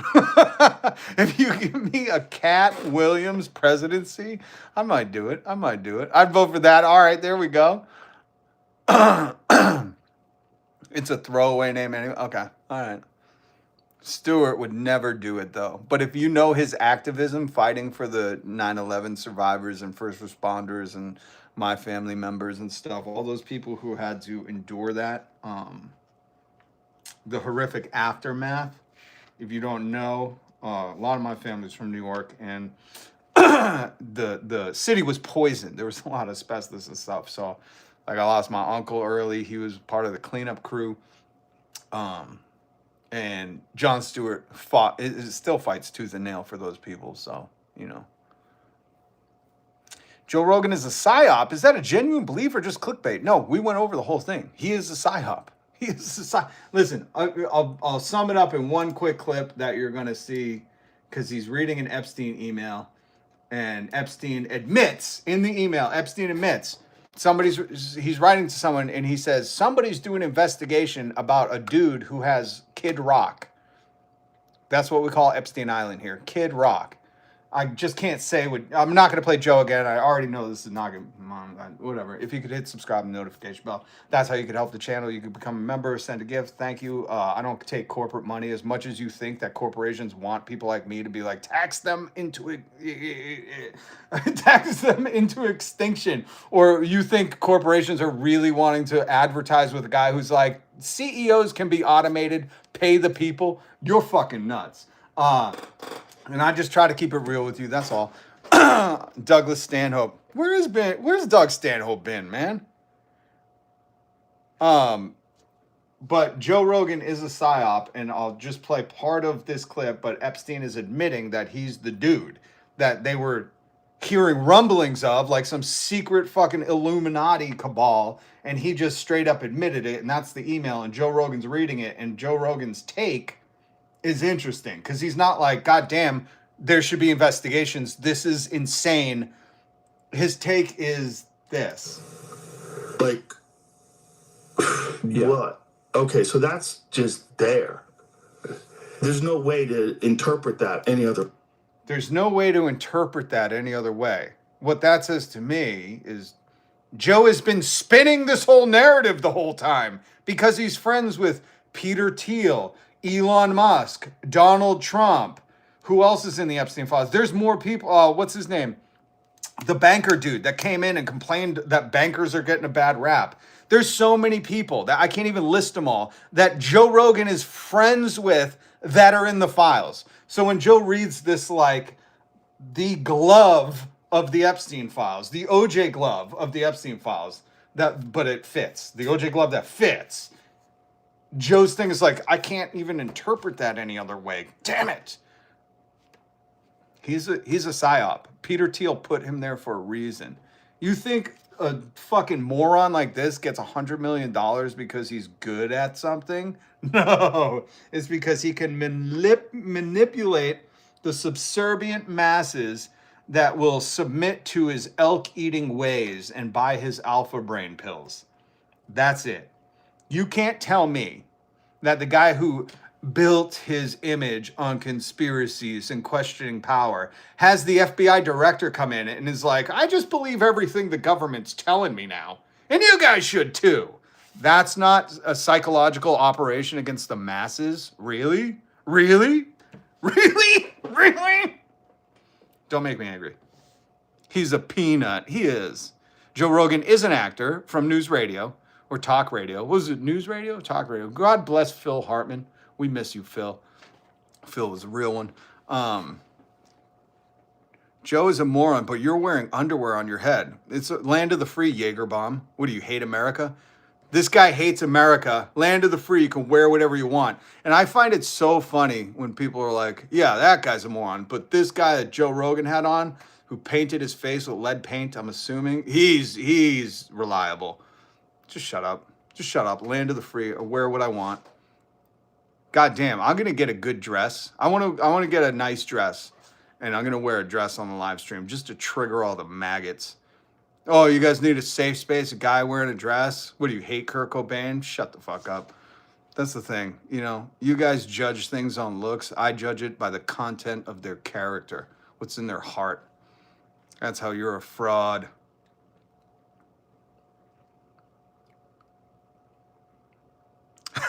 Bob, I love that people in the chat are still talking about Jon Stewart running. Bob goes, Jane, no doubt. Stewart runs, I'll do phone banks. That's my favorite thing in the world. The chat is organizing a Jon Stewart presidential campaign. God damn it, I love you, Bob and Jane. I love you too, and I fully support it. I fully support it. They're like, you know what? All right, I'll do phones. Jane's like, I could work on some yard signs. I'm sorry. Sometimes this show gets derailed. Hit subscribe, hit the notification bell, because I see something in the chat where I'm like, we haven't talked about Jon Stewart in a while. And it turns out people are like, all right, how do we set this up? Where would you like the offices? I think I could run phones, but only during the week. Do you think you could do knocking doors? Fucking love you guys. Oh my God. That's so funny. How do you spell a fine pair of kilts? I can send you with the top, front, and everything. Are you serious, Sylvia? So my buddy who passed away, if you know the Boston Bruins, LB, the enforcer from the 80s, a close friend of mine I worked with for a long time. He passed away this summer, but when we were working together, he used to come into work in a kilt. And it looks so rad, right? And finally I was like, man, I gotta get one. What's the website? He gave me the website, and the kilts were like $400. And I was like, I can't get a kilt. I can't spend that much money on a kilt. No, it's not happening. But man, I would love a kilt. I would love a kilt. Since yeah, my favorite thing. Yeah, Smoking Blondie. MAGA morons support child grapers, but can't handle people's wardrobe. This is what I mean. It's like, it's almost too stupid to address, but at the same time, you just got to point it out, you know? Who said, I can sit? It's like, I can do graphics for Stewart's thing. We got to let Jon Stewart know first. I'm pretty sure he would never, but, you know. It's funny because if you're on Twitter, Elon Musk once said, the people who want power the most are the ones who shouldn't have it. You know, Donald Trump, Elon Musk, Mark Zuckerberg, every corporation in America. But the people like Jon Stewart or Cat Williams who would probably be like, I don't want to do that. Those are the ones that need to be doing it, you know? My uncle plays bagpipes and wears a kilt. He plays in a band and does funerals. Oh man, when I lived south of Boston, God damn it. It was like every Sunday. We lived behind a church. Every Sunday, you'd be woken up by bagpipes. And it was like, oh, it's either a funeral or a wedding. My Christ. You're like, that's the one bad thing about living in a very Irish part of town.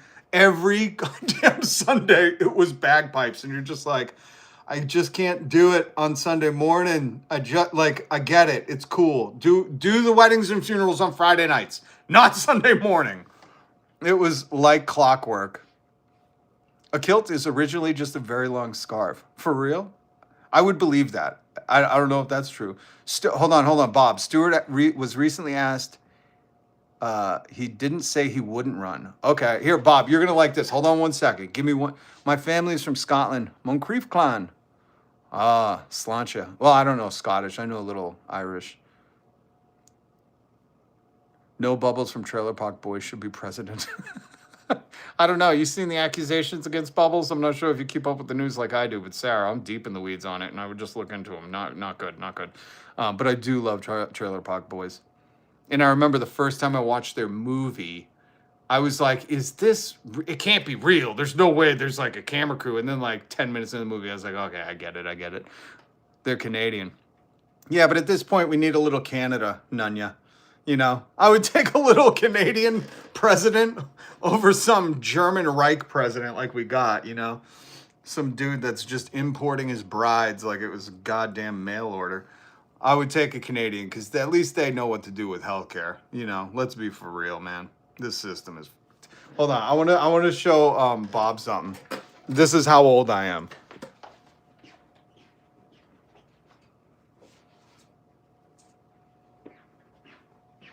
I don't know if any... Oh, oops, sorry. I don't know if anybody even knows that this exists. Look at how young he is.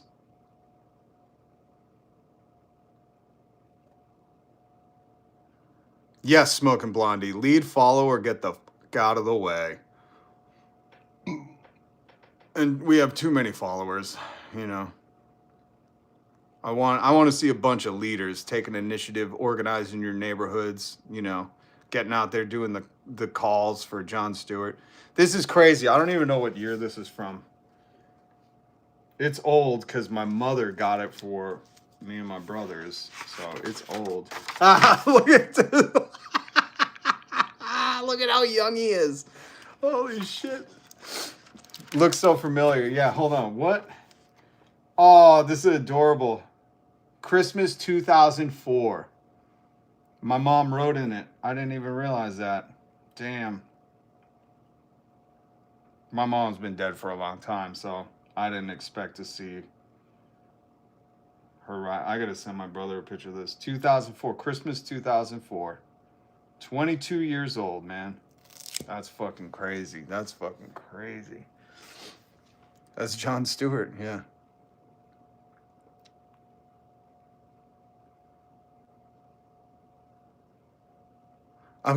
I'm so old, I'm getting random long hairs in my eyebrows. Amen to that. I don't know if you can see them, but I got some rogue strays too. Take it as a sign of maturity. My dad's birthday is today. He's been gone for 6 years. Oh, rest in peace, man. I know how tough that is. I know. I understand that pain.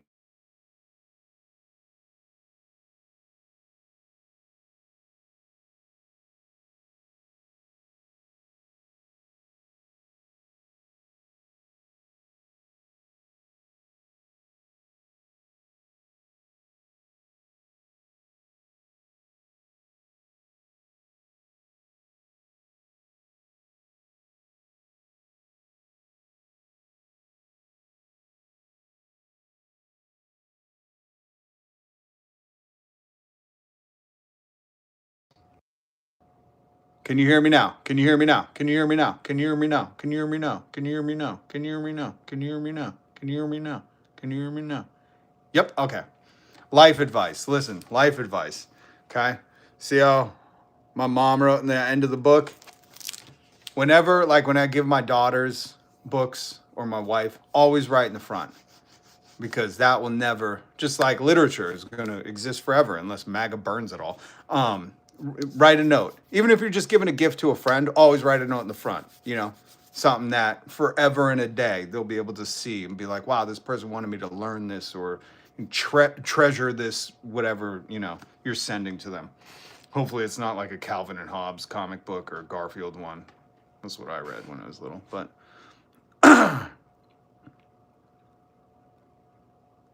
your screen froze. Yeah, sorry to hear about that. Sometimes it happens. All right. Holy shoot. 204 minutes. I don't know if we're going for a record here, but I thought it was funny. This is a good way to show you how old I am. This is so crazy. This is so crazy. Look, it's got a section on the Middle East. This is absolutely... This is fucking nuts. This book is so funny. This is so funny. We'll have to go through this at some time. Maybe I'll post some pictures of it. Oh, hello, I'm from... Oh, this is great.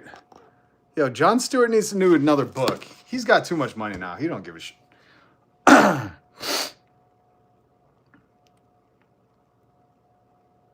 A working chat is nice, though. Yeah, Sardyon.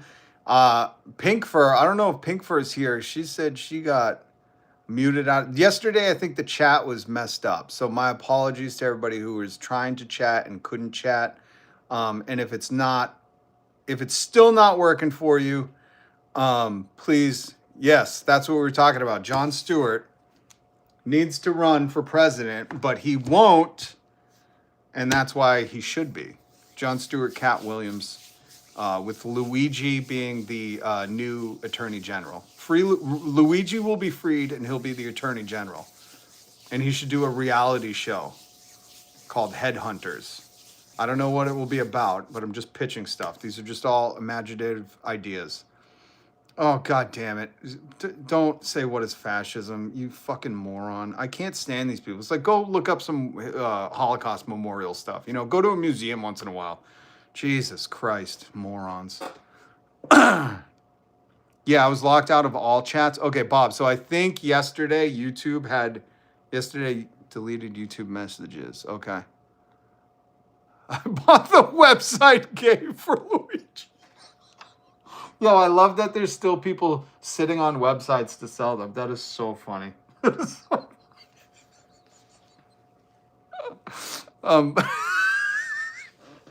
Jesse, that is absolutely brilliant. I love that so much.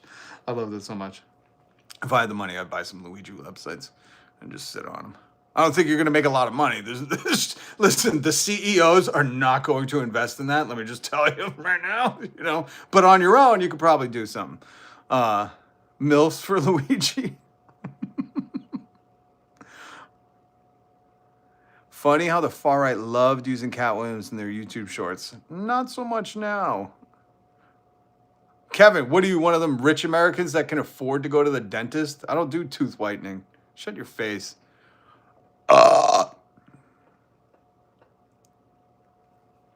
Why do you say that about Joe Rogan? Because he's not a Democrat anymore?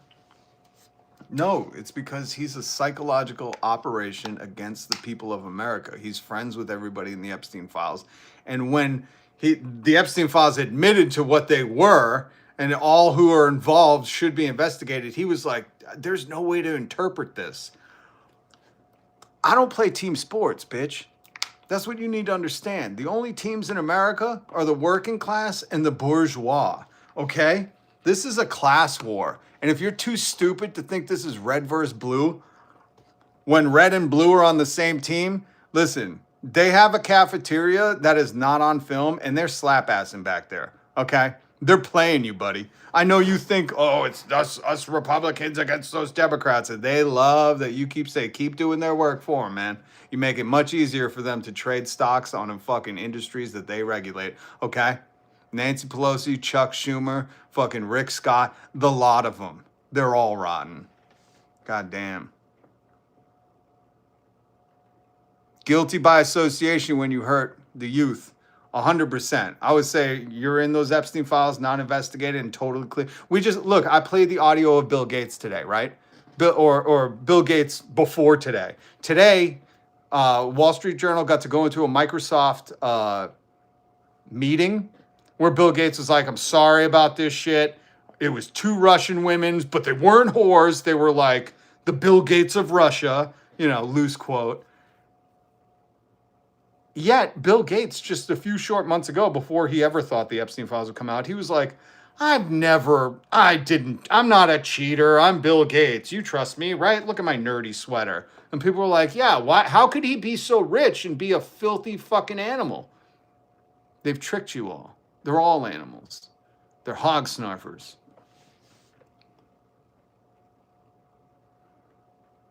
Joe is paid $100+ million yearly, so yeah, he's owned.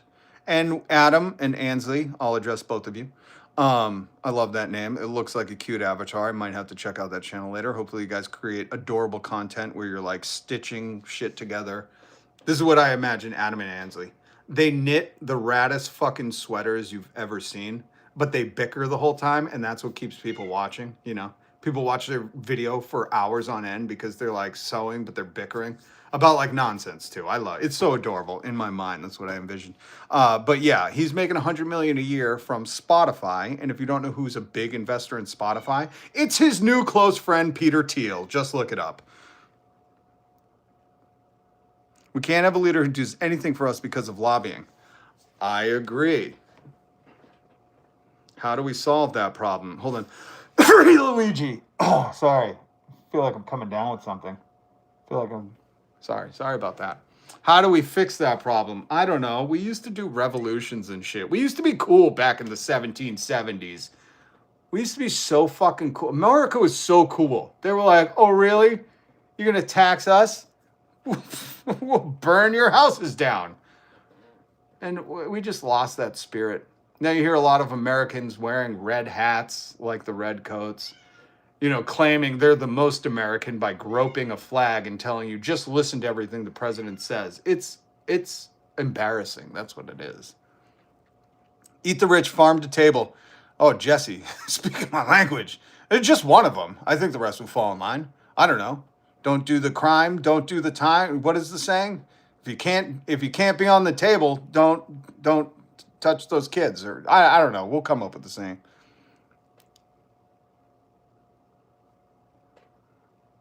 Smooth operator, listen, man, this live stream isn't for you. We might break your brain, okay? You think Joe Rogan is the truth, where he's like, I don't know, these Epstein things, there's just really no, it's so elusive. You know, go back to that. Go to Tim Pool, where he's going to tell you which M&M is going to make your dog gay. You know, that's the simple shit that you can handle. You can't handle what we're digging into, man. And it's okay. It's not for everybody. Some people, listen, God said it best in the Bible. You know, he was like, who is the fucking person who tells the potter which clay to make into a vase, which clay to make into a trash basket? God clearly made you a trash basket for Joe Rogan's dirty socks, you know? And that's not our fault. And just embrace it, you know? Go around stomping for him. Hey, man, Joe's not compromised. He's questioning authority just as much as he ever had when he had Kash Patel in and said, what am I going to do, question him? He's the FBI leader. You know? Keep trying to make sense. Keep trying. Keep trying. It's all bait and switch. It's not even bait and switch. These people just fucking sold their soul for a bag and think these problems don't affect me anymore. I'm part of the Epstein. Joe Rogan's like, I'm part of their class now. They're not going to touch my kids. That's Joe Rogan's whole thing. He's like, I have a yacht and a bouncy slide that I jump into the Mediterranean with Peter Thiel. He's leaving my kids alone. You guys are fucked. That's his whole thing. He never has real people on his show. He doesn't. He doesn't. This is the latest dude on the show. This guy, very serious, lead painted his face, came on his show and was like, there's a real gray area with the Epstein files, and I don't understand why everybody hates you if you don't say they should be investigated. And it's like, oh, really? Joe, wait a minute, Joe, remember when you got mad about the fake kitty litters in the bathroom? And this guy comes in and you guys have a serious talk? Are you fucking kidding me? I'm all for looking like this, as stupid as he looks, as fucking dumb as he looks. I'm all for it. But the thing is don't do this and then turn around and be like, I don't think people should be able to express themselves. Are you all there? Are you all there? Is that money rotted your brain out? God damn. Until they come to ask him to sacrifice one of his kids. I can't read all that comment, but yes. And then he will do it for the good Lord Baal. His kids are safe.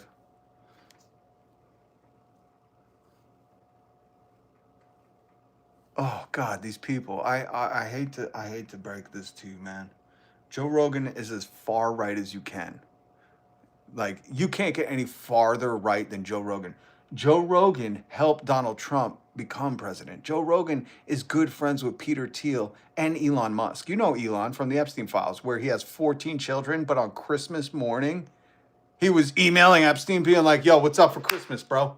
Let me just play Stavi before, because I know I played this earlier, but let me play this Stavi Halkias. Sorry for pronouncing that wrong. I'm not Greek, Stavi. Let me play this brilliant segment of Stavi. He was sending emails to Jeffrey Epstein on, yes, we will have, it will happen like this. Like, funny how many of those emails end with sent from my iPad or my BlackBerry. It's fucking insane how much unspeakable evil happened like this. Like,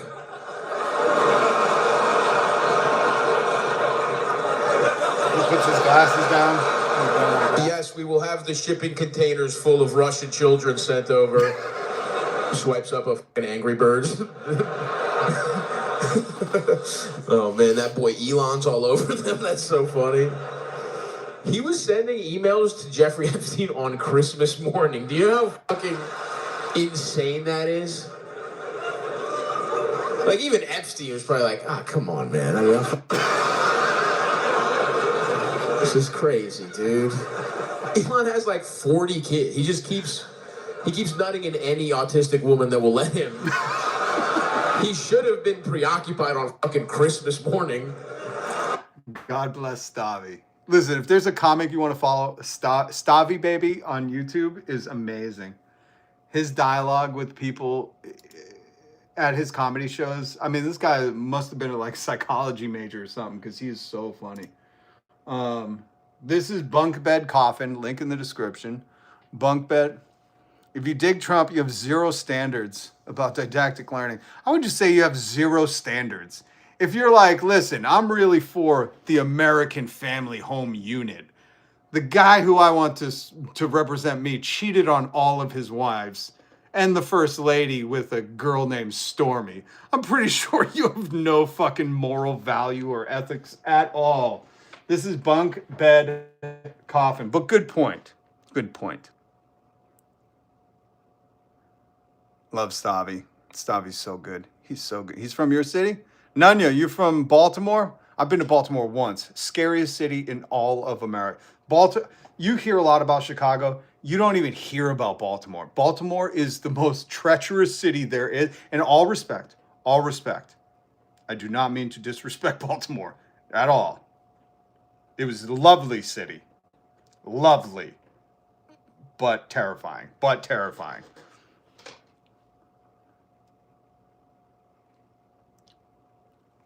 Okay, this is BUNKBED COFFIN, like you sleep in, both. One eternally, one, when you're little. Flowers on a grave with all the instruments. Go check out BUNKBED COFFIN. He is in the description below. I just love this song. Flowers on a grave is so appropriate for America right now. The lyric, everything just lines up. But yesterday I played the acoustic. This one, I didn't know he had an all-instrument version. So good.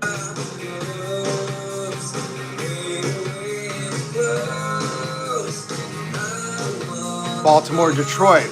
Okay, I haven't been to Detroit though. Stavros, Halkias. So funny.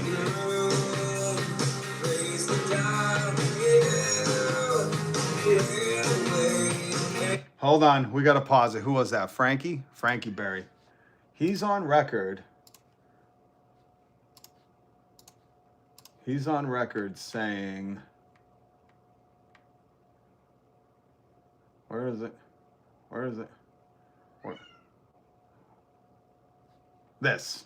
Smart people don't like me. Smart people don't like me. and they cheered. When he said, I love the poorly educated, they cheered. He was talking about you being stupid, and they cheered. He said, smart people don't like me, they cheered. They cheered for their Legion of Doom president to insult them. You have no self-respect.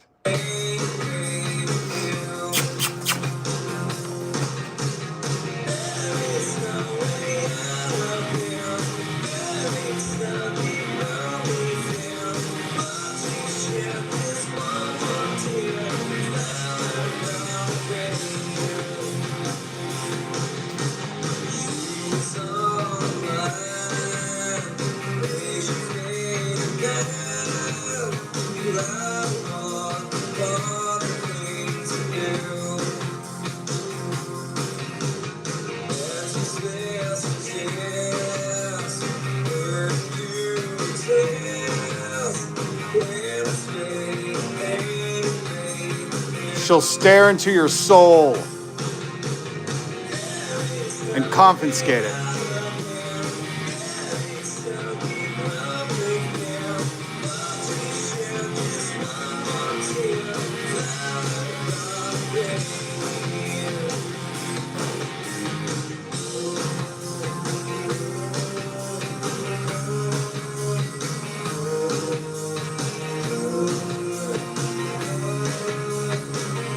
My dog didn't like the kitty.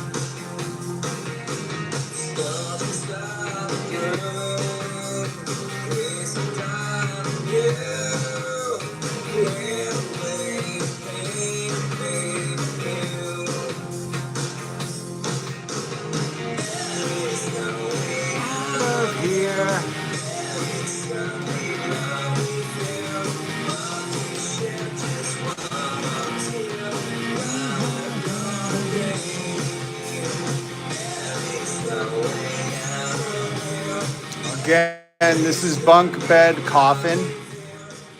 Dudes who don't like cats usually have a problem with consent. Smoke a Blondie. Absolutely brilliant. And go check out Smoke a Blondie. She makes music. Go check her YouTube channel. And this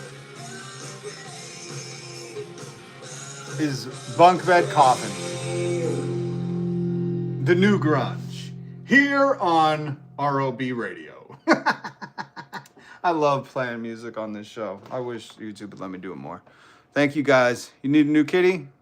Oh, after 17 years, that's a good run. I got cat hair all over me. Well, if you want one, Sardion, I got a few extra. All right, guys. Make sure you hit subscribe, hit the notification bell. Join me tomorrow. I love you. Never bend the knee to tyrants. Stay good. Oh, wait. There was one last thing I had to show you. This, from Japan. I was going to do this after the Japanese story about how they won't sell our food, American food, because it's poison. There's a Japanese legend that says, if you ever feel like you're losing everything, remember, trees lose their leaves every year, yet they stand tall and wait for better days to come. Peace.